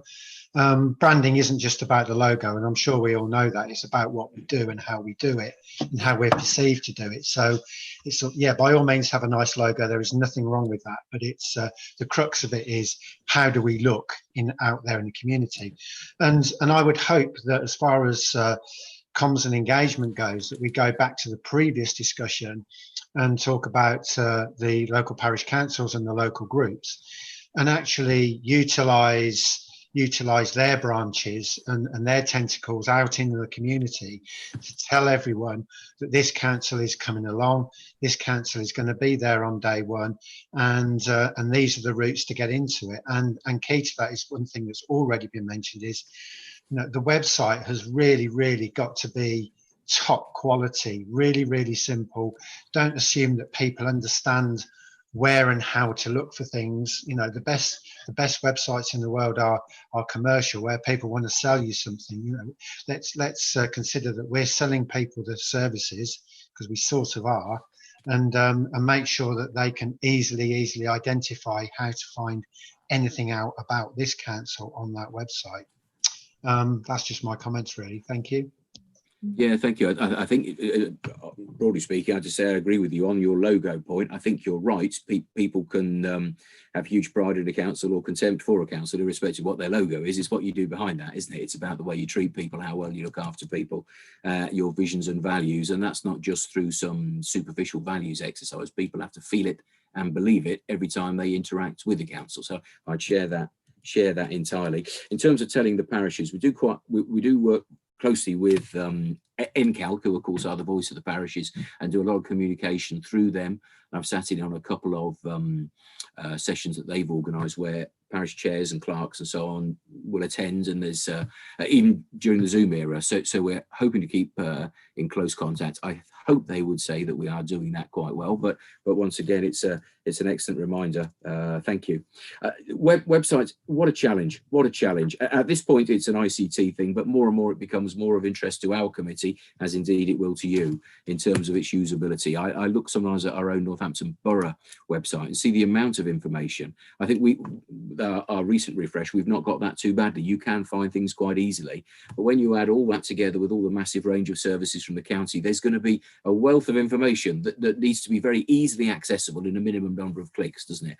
I'd agree with you entirely. And a search function that really works when you're looking for an item, it brings you up the menu of that item and not a bunch of documents about that item. So I get that. And I think I see our committee, as indeed yours, as a test bed to start testing that from a resident's point of view as soon as we start to see early versions of it emerge. But I think they're very valid points that you make. Thank you. Can I just add, when I say community groups and councils that we've already discussed, I think it's really important that we actually do get content out to them, not just talk to them. It's actually West Northampton content out there that can actually be put on their websites, on their social media, and then councillors locally can use, and then can copy, share that, and then distribute it to a far greater number of people. So it's really short, succinct, visual content, I would say, that other organisations, that we can use other organisations to tell everyone about this council. I think that's excellent. Thank you, Mark, because I don't think at this stage, I don't think we have done that. You're absolutely right. And what that would say is perhaps rather than just telling them or sending press releases have a place, don't they? They inform people, but actually you need to make things more interactive. What you're saying is we might give through NCALC something that's ready to go that they might stick on their own website, and it's in an attractive form with whatever the easiest way is for them to pick up an information article and put it on their local website. We'll do all the work to make sure they can do that easily. I think that's a really excellent suggestion. Thank you. Thank you. Right, Andre, and then James Hill. Right. Thank you, Madam Chairman. My questions really are directed towards the vibrancy of comms and the importance of a communication strategy, which we absolutely need, not just for now, but going forward. Can I ask, and I don't know whether it's Councillor Nunn or it's Claire Hazelgrove, who I don't know, but she might be the lead on this from an officer perspective, so apologies if that's not my understanding correctly. Clearly, there is already a website up and running. Can I ask you, Councillor Nunn, is this something that you are presently involved in or not? No, it's interesting. Are you talking about the future Northants website as it stands at the moment? Yeah. No, we haven't been actively. Look, we're absolutely blunt. So far, a lot of the comms has come out as a result of what's progressed. What we haven't yet done, we are now doing with the new comms team in place, is they now have access all areas passes. So actually, rather than the programme having hitherto prompted, we think we've got something that's newsworthy, drafting something, then just asking the comms team to put it out. We are more actively and proactively going to every area of the programme now. We have enough staff to do that, so that if anything comes along which may be of concern or of genuine strong interest to people, it's flushed out and communicated out to them. So it's far more proactive. Hitherto, therefore, we haven't had much to do with the future Northants website. I think from a platform point of view, the new website will be a brand new platform. But likewise, our view is that we should, you know, working in partnership with you guys, we should be able to comment back on anything that's on there. So if there is anything that you don't think is terribly positive on that, Andre, we'd love to take it up and get it sorted. Okay, the reason I asked that, and that was about sort of 10% of my question, which I'm pleased to hear the clarity on, is that there really is, it's an essential item, because that particular website at the moment, to be honest, and with all due respect to anyone who's worked on it, looks pretty dead by comparison to a fabulous website that the Borough Council has, that the County Council have, and also South Northampton have. I mean, absolutely, you know, it looks so dry. Can I also say, and I represent many people who have it, and I'm included in that, anyone with a visual impairment of any sort at all, whether it be dyslexia or anything else, will have great difficulty in reading the present website, which is a white background and black type of very, very thin font style on it. It needs to be changed, and I would say pretty quickly. So going forward, we need some vibrancy. The Borough Council website is absolutely superb. You know, there are some really, you know, great elements of the County Council website that I know personally, and the photographs that, you know, we've all got on our websites are tremendous. I mean, the background that Councillor Hill has got now, currently on his Zoom shot, is the sort of, you know, the sort of environment we all want and need. It's not just inspiring, but we want some colour, we want some action behind it, because the website should be directed towards people, businesses, and visitors. It's got to be as straightforward as that. We've got to be really clear, stop the jumble on the words and the waffle that we've all used in politics all the way around the table on a regular basis. We've got to be absolutely clear with our people who pay the council tax, who support the economy locally, who visit us, that we can communicate with them really clearly, tell them whatever it is. They might not like the answer, but just give it to them straight out. People that are difficult to get hold of, and that includes us as councillors, if we cannot report the single scenario of a litter bin in someone's ward that has been vandalised and not replaced and looks appalling, gives a very bad image to any area. Let's put it as basic as that. The bus service doesn't run, or the bins haven't been collected. We have to be really clear that the residents can go on comfortably and engage very quickly with any website, with a portal that says, here you are, council taxpayer, a very straightforward of engagement. Now, whether it's a scenario which is an application on your phone, or if you do not have a phone, whether you're young or senior, it's irrelevant. You can make that report through a website. You can also ring somebody. You know, you don't have to have the app, you don't have to have the website. You can ring someone.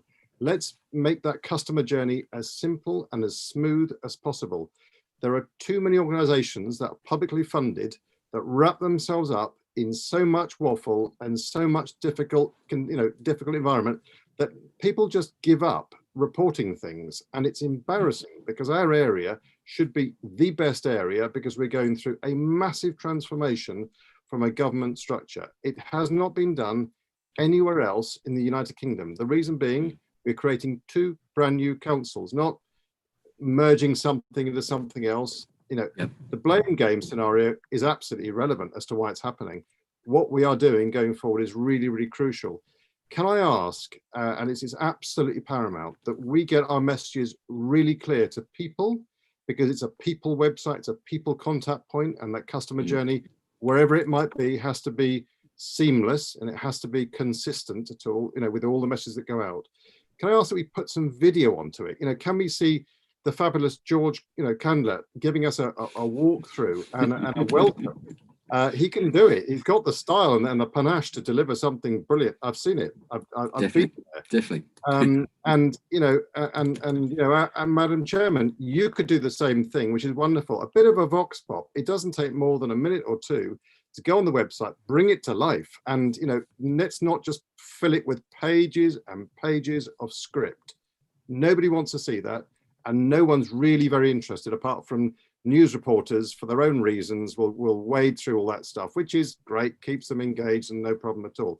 But let's get some reality on that. Let's get some people, let's identify who these people are, and I think that there's a face there. And to be honest, politics is about people.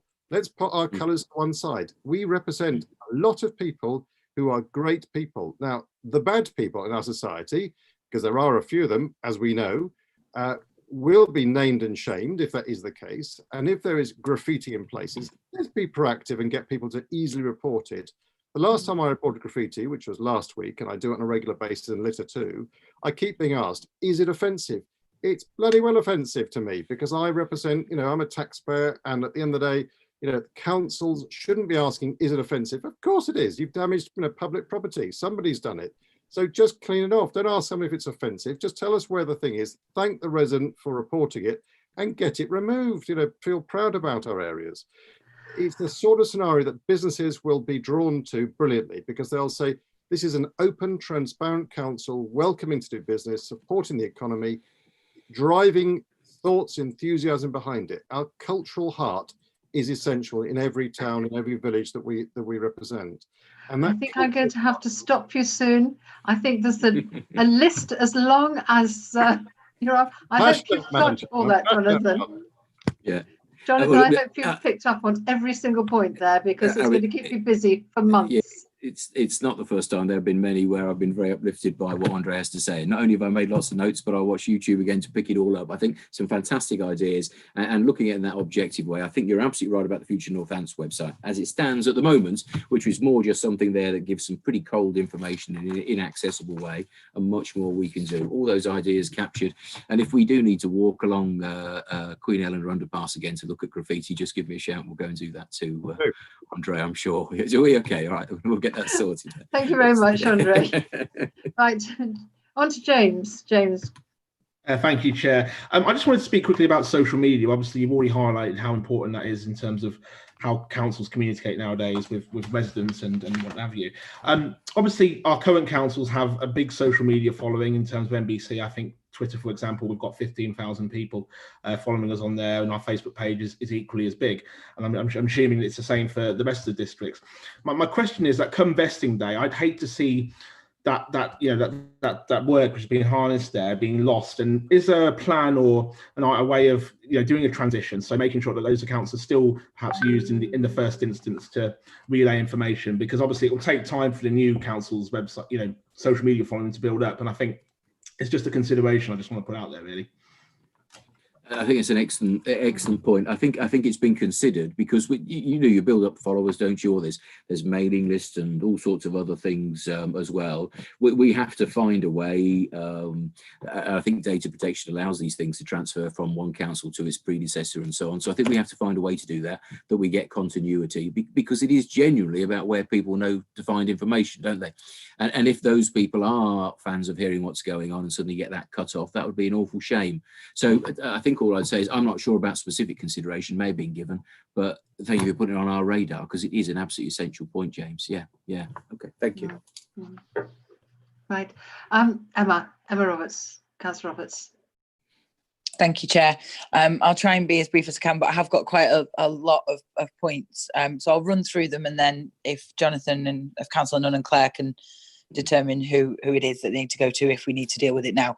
So the first one, you talked about it being important to people, getting information to people that's important to them. Well, how do we know what's important to them?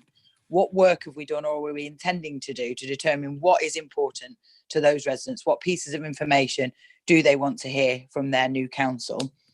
The second point, and I'll touch briefly on it because Councillor Andre Gonzalez-Savage has gone through the website information, but I think we need to go further than just visual impairment and dyslexia. We need to look at hearing impaired people. We need to look at those who have a physical disability where they can't access links on websites. We need to make sure that we've got video content, but with video content, we need to have wording content that goes with that, transformational information that's not only compliant with the disability legislation, but it encourages people to get involved and encourages people to partake. Mobile optimization has got to be a massive item for us, because certainly the Future Northampton website, but including lots of nice things were said about the NBC website, which is great, but mobile optimization on there is very difficult to establish. And if there are PDFs or attachments within that website, you can't open them in your mobile optimized format and you can't store them. You can't then go back a page. There are lots of problems like that make accessing, for example, the planning portal a hellish experience for many of us that do follow it in a great detail. So I think we've really got to focus on that to communicate and get people on board. And then a third point, you touched on Resident Day One campaign, which was really interesting. To me, there may be too much for that tonight, but I think having an understanding or a bigger presentation for councillors generally, not necessarily this committee, on Residents Day One and what that looks like would be phenomenal.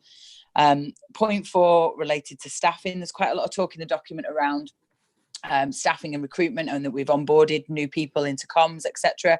I wondered whether or not we'd internally recruited staff and we had looked to the council's current staffing levels to see whether or not we can staff people. I think Councillor Hill talked about a phenomenal social media following, etc. So have we looked at taking any of that resource into the West Northampton Authority? And then on that point, there's 2 points in the document. This might be really petty, but it might be really important and we might be missing something. In the document refers to 3.1.3 on 2 separate occasions, but that point doesn't appear in the document at all. So 3.1.3 doesn't exist, but it references back to that within there. So I think, and I have had the report sent to me twice, and I've checked the other report as well, and it's not in there. So if we could get some clarity on what that means, because that does talk about staffing. So that might be an important point for us to consider. And then there are a few other things, but finally, the one that stood out to me that I've made a note of was MPH communication from a borough council perspective, from Northampton Borough Council. MPH are obviously a big partner. I think Councillor Davenport touched on it before, and somebody else mentioned housing as well. We have that that arm's length organisation that deals with our housing in the borough at the moment, but communication with them is essential. How are we going to communicate with MPH employees, with MPH tenants or MBC tenants who are serviced by MPH? How are we going to communicate so they ensure they know what to do, if anything, differently as a result of this transition? I'm sorry, I know that was a lot, but I think it's a huge topic. Well, I mean, all really valid points. There might be a few that Claire wants to chip in there as well. A couple I might quickly mention. I think in terms of MPH, people will continue to be tenants of Northampton Partnership Homes, with them as their main contact. I think we should probably take advantage, given that there are a bunch of people who may feel they've got a closer relationship with councils generally than perhaps many others have. I think we should be sure of communicating, and I know that they have their own tenant sort of magazine, stroke bulletins and so on. So what was another thought I had before, I think it would be really useful to make sure that we pick up on that, to use that as an additional means of communication, as well as everything else we might do for them, because they have got that close relationship in the way somebody else has who perhaps is currently going through some adult social care or whatever. Being a council tenant gives you a closer relationship with the tenant, doesn't it? So I think that's an excellent point, which I hadn't considered. Definitely. Sorry, Jonathan and Chair, if I chip in there just a second. Obviously, on that point, the other councils, as I understand it, don't have their own housing stock. And obviously Northampton Borough does. And MPH manage that stock for us. And people see MPH as the forefront. If the housing is going to be owned by West Northampton Authority, then it's so important that the MPH relationship with West Northampton Authority is seen as secure and tight and together for those tenants who can then feel secure in how things are being managed for them. And you know, that's an excellent point. You're absolutely right. And I think as things progress, that's where I would say we are, with huge opportunities for MPH throughout the new West area. Well, what's important is there's people sitting there thinking, well, doesn't the council from whom I rent my house, aren't they disappearing in 6 months? Do I need to look for someone to live, or goodness knows whatever else? So I think you're absolutely right.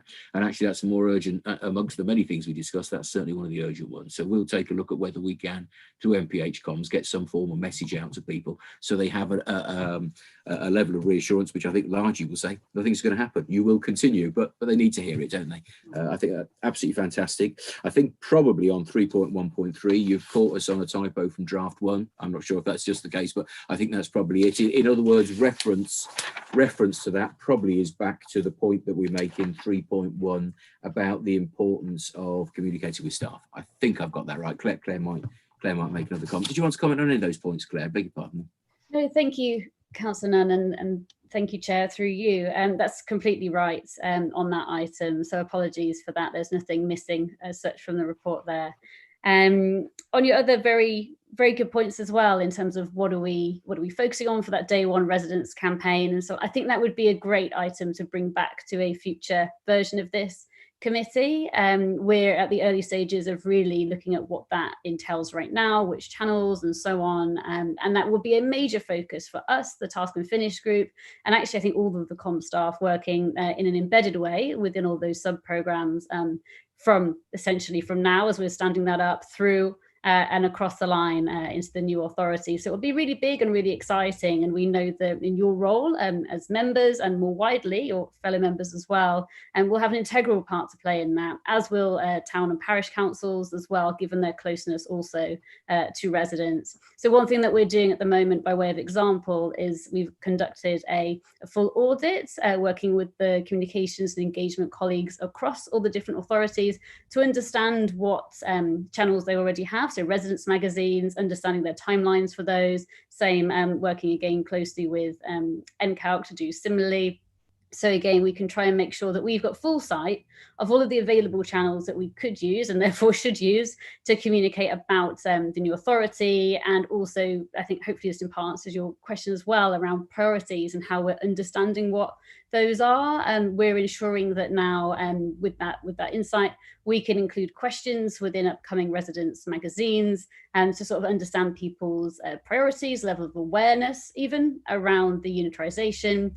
So again, we can then tailor and focus our communications based on what we're getting back there. And similarly via social media too, is obviously that's a fantastic way, as Councillor Hill mentions, of engaging with residents in a really timely way. And it's also how you can get good insight as well. So we'll be fully utilising that as part of this wide reaching campaign to ensure that we're using all those channels to get feedback and reach as many people as we possibly can via the channels that work best for them.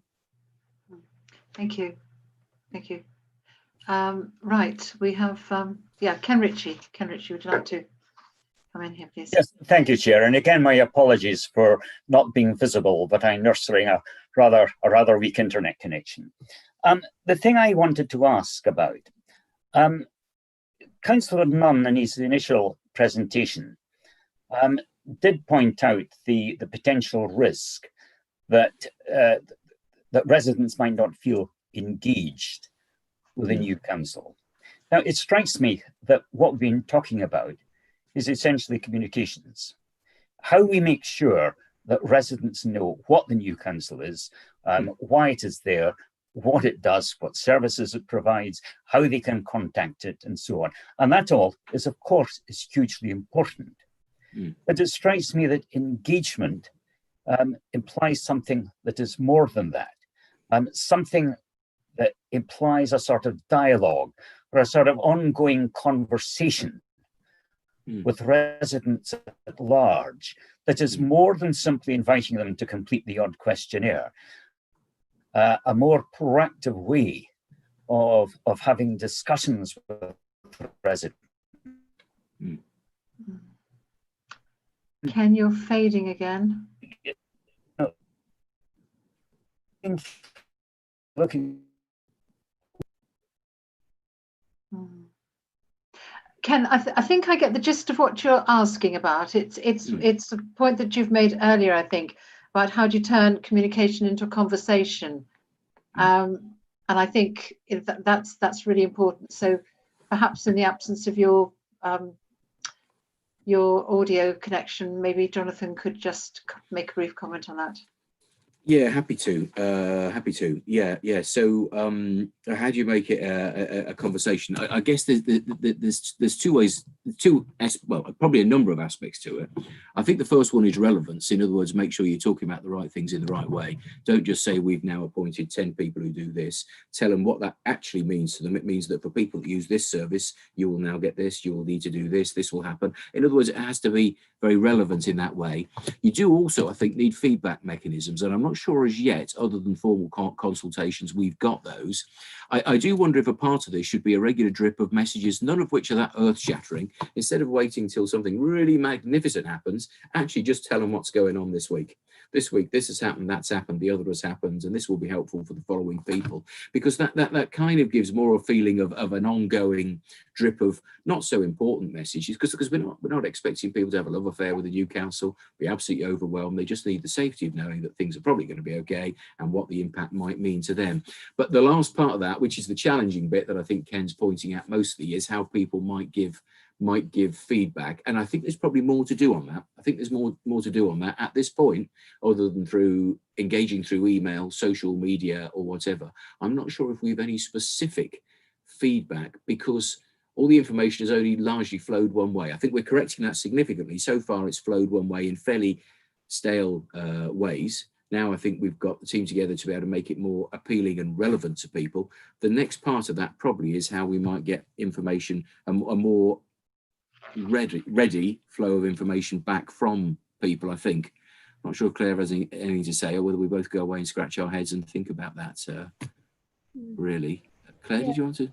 Thank you, Councillor and Chair, through you. I think that's absolutely right. It needs further work, and we've been doing a job of work to obviously really deliver this step change as we move into this implementation phase, which is, and this is why these conversations are incredibly helpful for us and much appreciated. So we'll go away and think about that, and with particular regard as well of ahead of and then during that Day One Residents campaign, to make sure that we're also iterating and evolving our plans based on what comes back as well. I think that's critical. As Councillor Nunn says, we're doing a lot of consultations. You'll have seen on the slide with the roadmap, there are a number of those coming down the line, and we're trying to do this more informal opportunities where we can. So with the logo survey, for example, which had great response, and we're trying to find other ways in which we can do similar-ish things like that to engage residents on, sort of see how they can actually play a role in shaping the identity and so on of the future authority. But yes, absolutely more to do.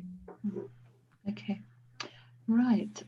Actually, I have a couple of questions I'd like to put to you. A lot of my residents actually don't have the internet. They don't even have a smartphone. And have you considered the people that will be excluded from the communications if it's all delivered, digitally?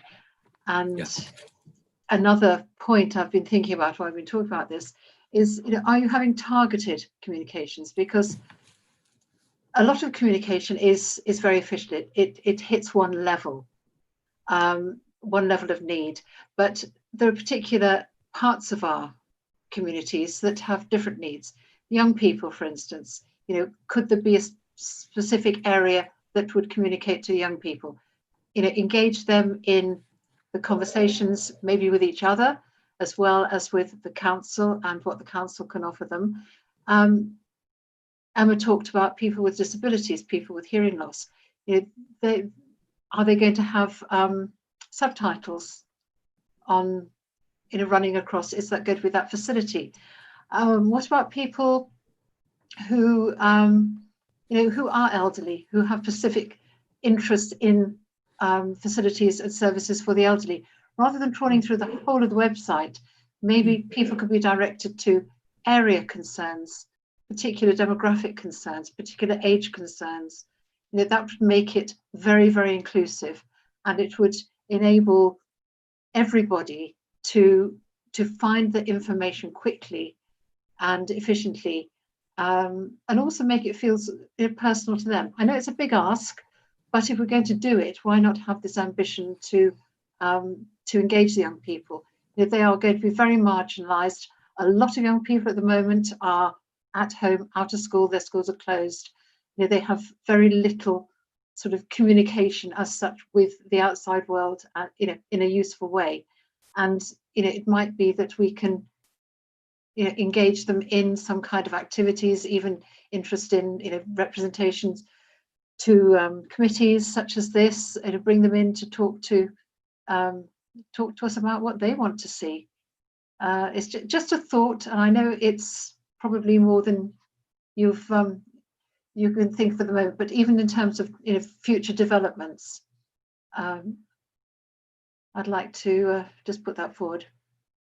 Yeah, well, thank you, Jane. A lot of that, Chair, I would say a lot of that is, stuff to reflect on, a number of different things. Face-to-face engagement, I think you're absolutely right. I would absolutely love to see that we were using existing forums and groups that we have that we're in touch with, and actually, consulting them face-to-face in a Zoom perhaps is the current equivalent, but nevertheless getting a dialogue, an active dialogue with them. As a result of that, very mindful of the people that don't have internet, and I think this comes back to something I've quoted a few times because I'm determined that it happens.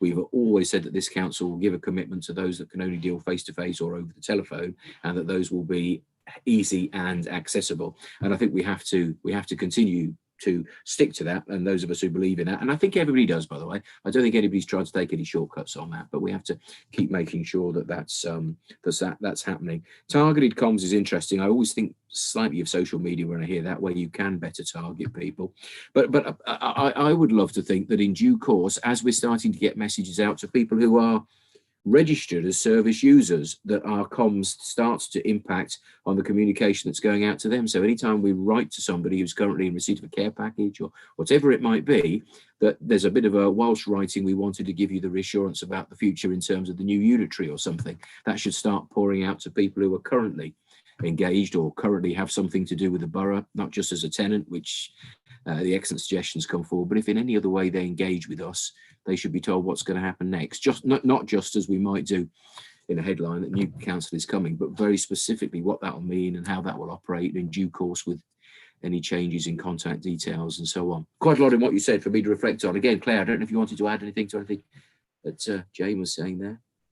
Yeah, thank you, Councillor and Chair. Through you, I think I completely agree. There's a lot of good food for thought there, but also to say the audit that we have carried out around the existing communications channels and things like those residents magazines and so on will help ensure that we don't just focus on a digital approach. I mean, absolutely, as you say, does need to be, we need to be reaching all of the residents, no matter which channels they prefer. So absolutely front of mind, And we are looking proactively and working with all the different services to understand how we can get these messages out and when to their service users. Okay, Andre, you want to come back in again? We're running quite short of time, so is this a quick one? Thank you, Madam Chairman. It is.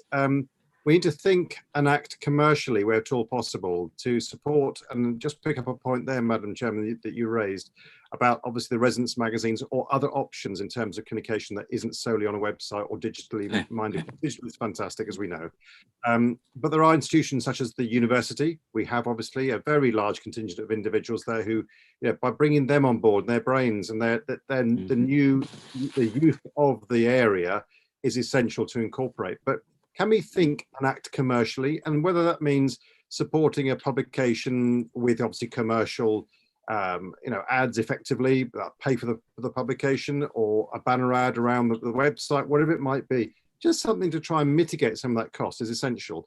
And also not feel bad about engaging commercial areas, because at the end of the day, public pound is very, very finite, and there isn't a lot of it, whatever the name of the council. So therefore, if we can support some of those services and really engage properly, whether they're bus shelters, or whether they are areas that can really be carefully tailored and carefully looked at responsibly, but those services that we have that clearly need support in other areas that we cannot draw down further funding from, we all know, and we have responsibility as elected individuals to try and find ways to mitigate cost. That does not mean cutting out services, it just means mitigate costs. So in comms particularly, if we can communicate in a quite a smooth way, thinking and acting commercially, look at, that will really give us a better drive rather than being starchy and black and white. Thank you, Madam Chairman. I'm happy just to briefly comment. I think make a valid point. At Northampton, we've been looking lately at something which might bring in some revenue. I think COVID has probably left it a little late now, but some commercial revenue, which was with appropriate relevance and ethical sponsorship for various things. There's a lot of things tied in there, aren't there? So if a particular company is given the opportunity to advertise, are they competing with a local company? A variety of other things. But I think it's a valid point. I'm not sure what we do next, whether we ask for a scrutiny ethics subcommittee just to think all that through, or but point noted, and one for us to consider. Perhaps we'll have a chat when we're walking around looking at the graffiti, Andre, and decide what our clear plan is on that. Have you any thoughts on that, Claire, at all, or no? Let's leave it at that, I think. Thank you. Right. No, any more comments, any more questions before we move on? No? What is indicating, Chair? No. Okay. Right, well, thank you very much indeed, Jonathan. Thank you, Claire. It's been quite a lovely session, and I hope you have found it as interesting as we have, because I think this has been very much a really useful dialogue for both of us. Thank you. And thank you very much for all your comments. Really helpful. Thank you. Yeah, and we'd really appreciate updates at some point in a brief report, because there's a lot going on, and this is a absolutely essential part of our move to the new unitary, our journey, and that all of that excitement that we've heard tonight communicated to the residents. Okay, thank you, Claire. Thanks again. You, Jonathan. Thank you. Thank you. Right. Lane is indicating, Chair. Yes, Jamie, please. Thank you. Yeah, it's just that item ended. Councillor Flavor has just messaged me to say that she's been removed from the meeting. I don't know if somebody's flicked a switch and she's been booted out, but she needs inviting back in if possible. Ah, right. Tracy, would you be able to? Yeah, I'll give Councillor Flavor a call. Right. George, you're going to take us through the next part of this agenda. Just looking at the West Northampton Shadow Authority forward plan, and update us on that, if you would, please, George. Yes, thank you, Chair, and good evening, members. I'll be brief at the end of what I think has been an excellent couple of hours, scrutinising two key areas as part of the establishment of West Northamptonshire Council. In terms of the forward plan, there's 17 items listed for next Tuesday's shadow executive meeting. But for those of you that have already seen the agenda and the papers that have come out, you'll realise that what we have there in front of you was obviously at a point in time when the forward plan was being developed. What we actually have is far less committee reports going to the shadow exec next Tuesday. So just for completeness, we have papers going on the consultation on the local council tax reduction scheme. So that paper is seeking permission to start that consultation. And as you know, we've got for the next month's meeting in early November, we've got the new Section 151 officer, Martin Henry, coming to give a further update on the work around the establishment of the new budget, alongside Councillor Rebecca Breeze, who leads that task and finish group. We've also got a paper coming next week on the Health and Wellbeing Board, with a proposal to create one for the West and one for the North. And similarly, there's a paper going on the Public Health and Emergency Planning team, which is recommending that for 1 year it remains as a single team hosted in the North, but with a view then to be split into two. But because we're going through some fairly significant challenges, as we know, through the COVID-19 pandemic, it's pragmatic and appropriate to keep that team together as a single team for the next 12 months. And then finally, there's a paper going on the opening hours being proposed for the customer services provision in West Northamptonshire. That follows a fairly extensive piece of consultation and obviously looking at the current offer that is provided across the 4 local authorities in the West. And within that, the proposal is to go to a 9 a.m. to 5 p.m. operating model as a recommendation. So substantially less number of papers than as listed in your set of papers. What we have agreed to do is to create a forward plan between now and the end of March. So what we will do, members, is myself and Andrew Hunkin will pull that together and make sure you've got an updated set of proposed papers that will be going. And we'll try and circulate those, Chair, in advance of the next meeting, so that at least members have got those. But clearly we'll have that as a regular agenda item as well for our meeting in November. Happy to take any questions, but as I say, the list that you have was produced at a point in time and we just need updating. Thank you, Chair. Thank you, George. Yes, it was an extensive list, wasn't it? It was a going to be a very long meeting. Anybody, any questions for George? Councillor Roberts is indicating. Emma. Thank you. Again, I'll try and keep it brief. I'm looking at the list, George, that was attached to the forward plan decisions, notification of exemptions document. And I just wanted a bit of explanation. There's a couple of items on there that are marked as not a key decision, which for me seem a key decision. The Health and Wellbeing Board, one you referenced a moment ago, being one of them, and also where we only have one of those in the North and not in the South, is marked as not a key decision. And then there are a couple of items that are marked as a key decision. One is residential and nursing framework intention to tender. And I just wonder where the scrutiny of these decisions is coming from. Where you've put this together, and that's really helpful. That shows what's going, or somebody's put this together for you. That shows us what's coming before the executive. That's fine. But where does the decision to tender residential and nursing framework intention, to have a health and wellbeing board or a public health operating model in one location, where does that scrutiny come from, and how do we get that onto the table to look at that before the executive, where, dare I say it, the decision is already almost made? Yeah, it's a good question, and Andrew may want to come in on the finer technicalities. But in terms of residential and nursing framework, that's obviously currently a county council function, and it going out to tender obviously it's, as I say, it shouldn't have been on the forward plan because it is a county council decision. So that scrutiny of where it should go and when it should go is very much a county council decision.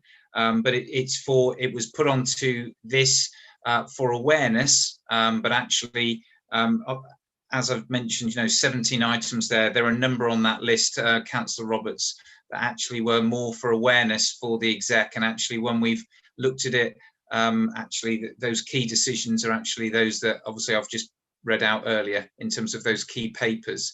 In terms of that particular item, though, that's a county council piece of work, and that scrutiny and decision making around that will be made by the county council. Andrew, is there anything you wanted to come in on, Andrew? Are you still there? I see you're off screen and off mute. Oh, yes, he's I'm still back. here. I'm still Thanks. here. I think we do need to go through and be absolutely clear about which ones are key decisions. Obviously, there are financial limits and also the impact it actually has on the community to make sure that we've got that covered directly. Obviously, these are decisions for the shadow executive to make, as set out in the structural changes order. So it is up to them to actually make sure that they are making those decisions in line with the recommendations within the report, and engaging with members as well. And I would suggest that this needs to be done probably at group level to make sure that everybody is aware of the decisions which the shadow executive has to make. Chair, if I may, just on that, when we first came to this scrutiny group, and I'm newer to the council work than many others may be, so forgive if there's any naivety there. But when we first talked about overview and scrutiny, both on the borough, when I first sat there, and now sitting on here, we talked about pre-decision scrutiny being at the forefront of everybody's mind, it being so important, and that being the kind of the linchpin of our overview and scrutiny panel. If you don't have a forward plan of decisions that are being made and you're not having those presented to you sooner, you cannot pre-decision scrutinise, and therefore you cannot have effective scrutiny, because it doesn't work and it won't work.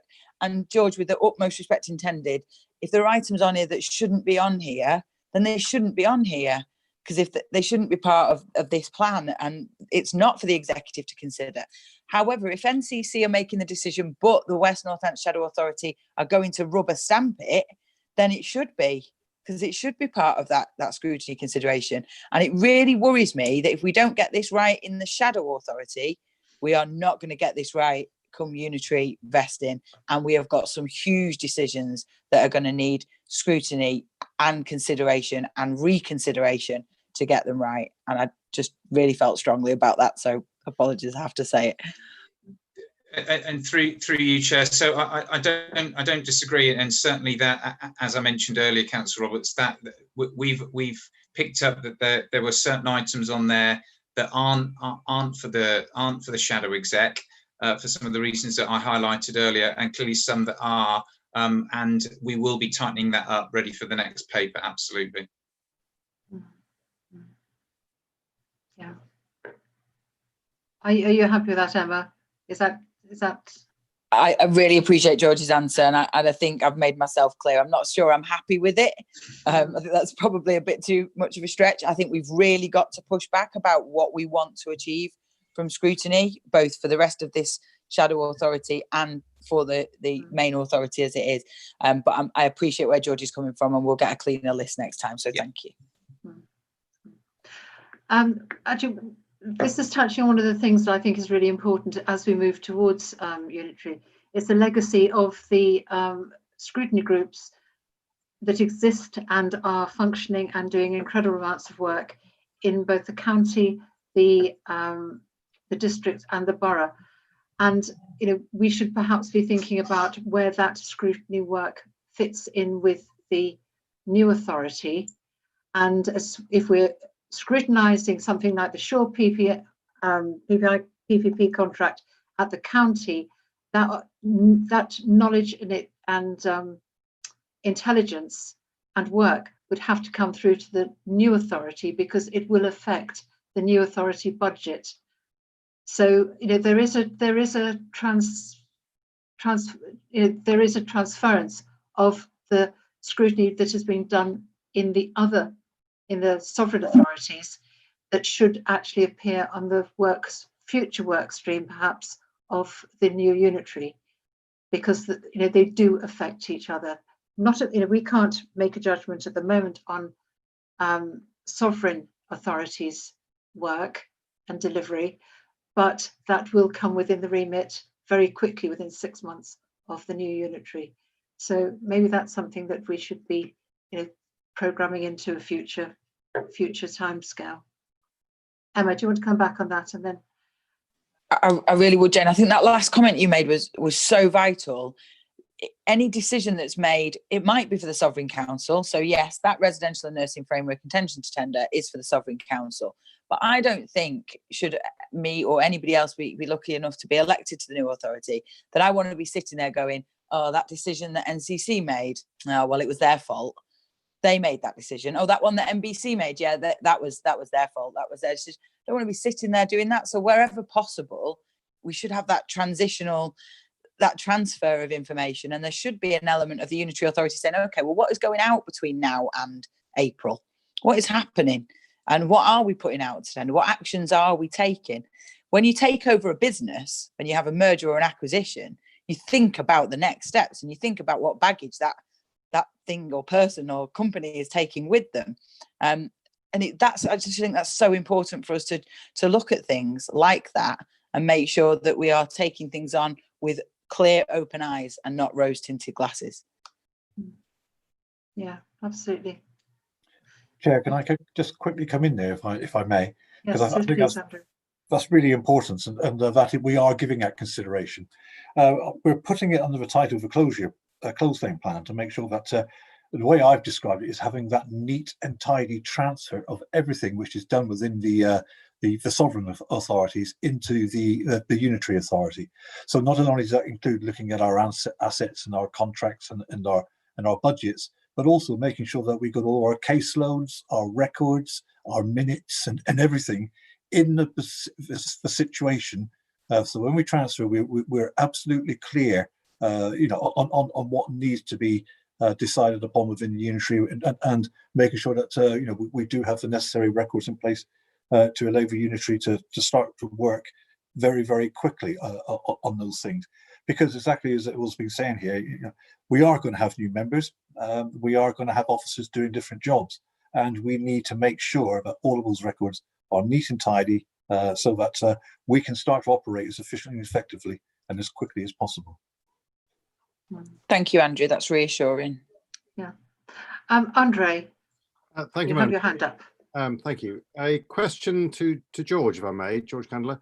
There clearly are many areas that appear within the plan here, and there's one that appears 3 times. So on a monthly basis, the assets, capital schemes and reserves certification process. And at the update report that obviously you're through you, Madam Chairman, that obviously that George is the report author. My question would be, are there areas there that we are binding councils to, so the future council to? Should we be aware of those? And effectively, there might be areas that we should be effectively binding the future council to as well. So there might be areas that are in the best interests of the public now to secure whatever the arrangements are for the future. And there also might be decisions being taken by the 3 councils separately that are not in the future interests of the public, and therefore taxpayers. There is also a question, and I just wondered, Madam Chairman, this is actually pertinent to this, but I think it's really important that we ask it somewhere. I think, George, if you could have a look into it, if it doesn't come under any of these work streams now.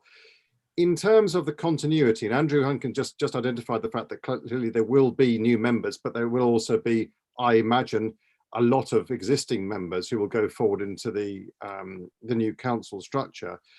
Can you tell me where the information that they currently hold on something like a basic email account of residents' concerns or information that they've been dealing with for either recently or for many years, what happens on the sort of 7th of May? Does that get switched off, or does it you know, is there a way of ensuring that those files and the data and the emails that they've been, you know, working with continue?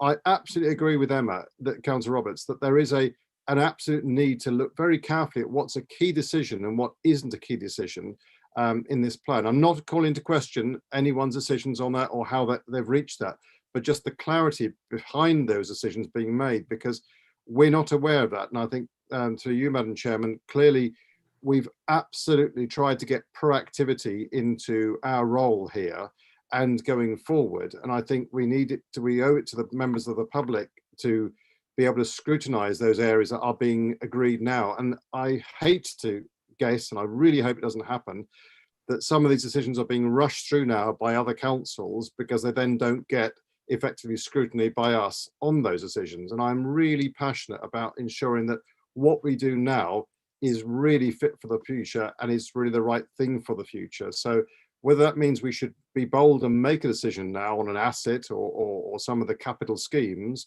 that do take a long time to come through, or whether we should, you know, absolutely take that decision and say, look, it's not the right time to do it, but be frank with it. You know, I'm happy either way, as long as we get the information before that decision is made. And I'm sorry to labour that on, but it's really essential, because some of those capital schemes, you know, I've worked on them for 15 years and it takes such a long time to get a capital scheme released occasionally, that it would be useful to be at the forefront of that decision rather than the back end of it.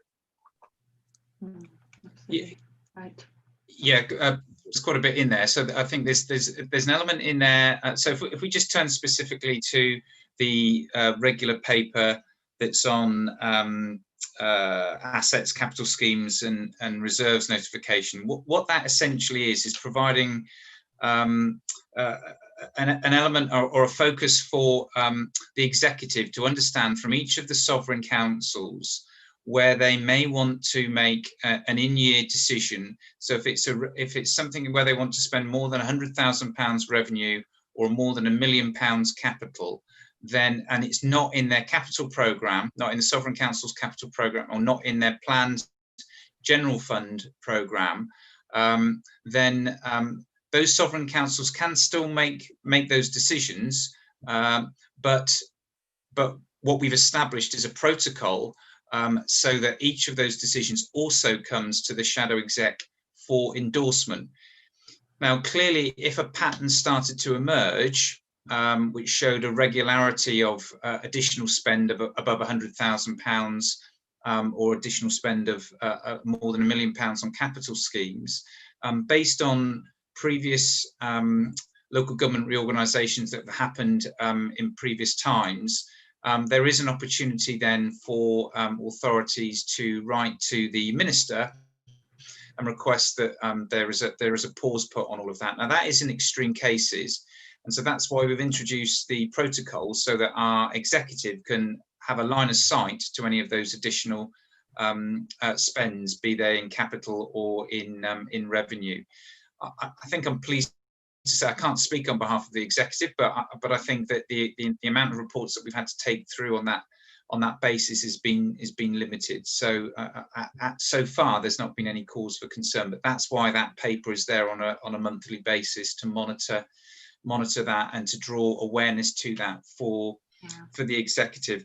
I think in terms of your other point, Andre, with regards to do things get switched off, you know, the sort of transfer over on day one, the answer is absolutely not. The world keeps turning, and the issues that residents will have will continue on the 31st as they will do on the 1st. They don't just disappear. So absolutely, they will be followed through and be picked up.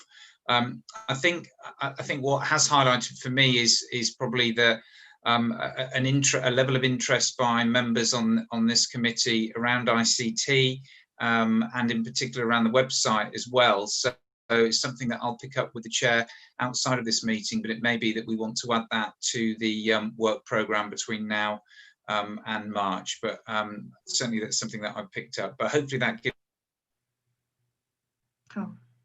we've lost those points. Yeah, that's very helpful indeed. Thank you very much indeed. Excellent.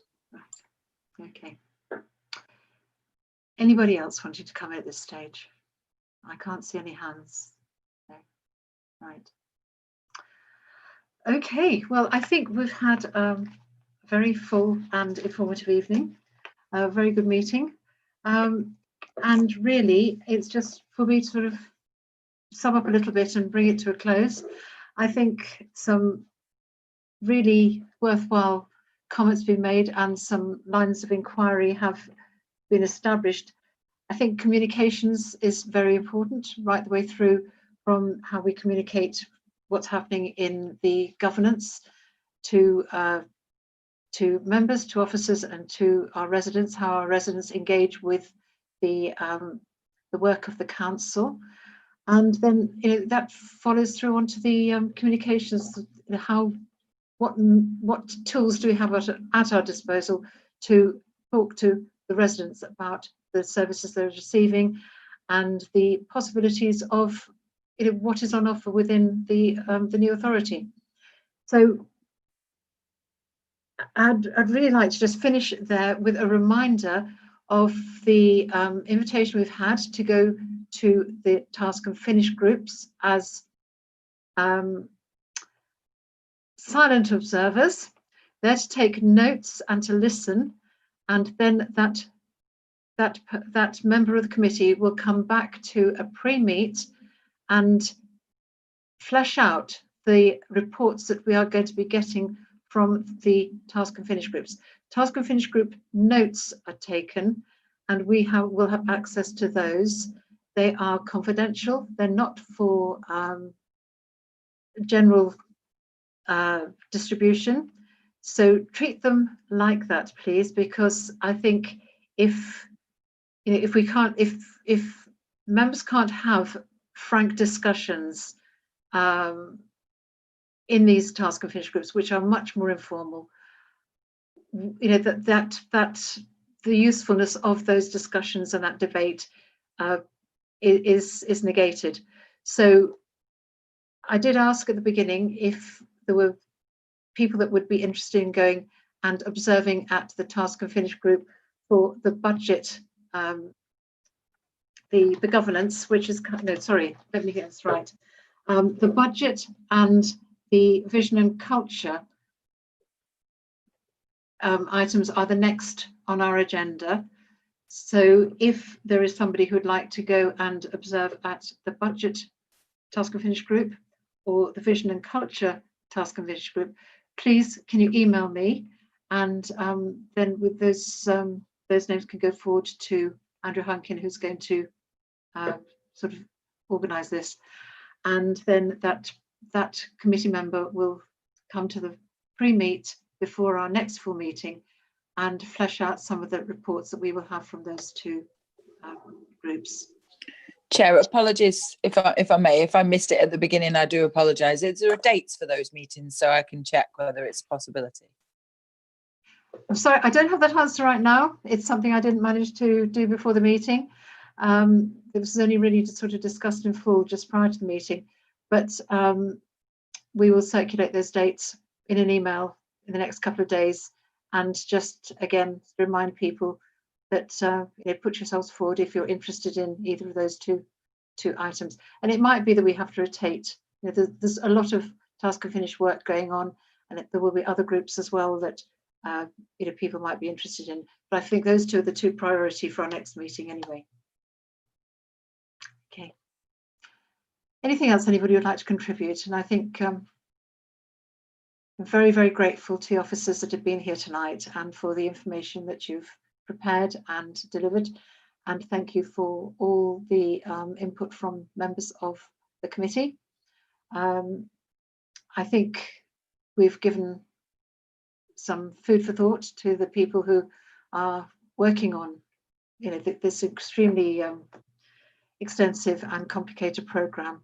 So do keep sort of engaged, and again I thank you for all your contributions tonight, and I wish you well. It's getting quite late, so good night everyone. Thanks very much. Good night. Good night all. Take care. Stay Night. safe. Good night. Bye bye. Bye.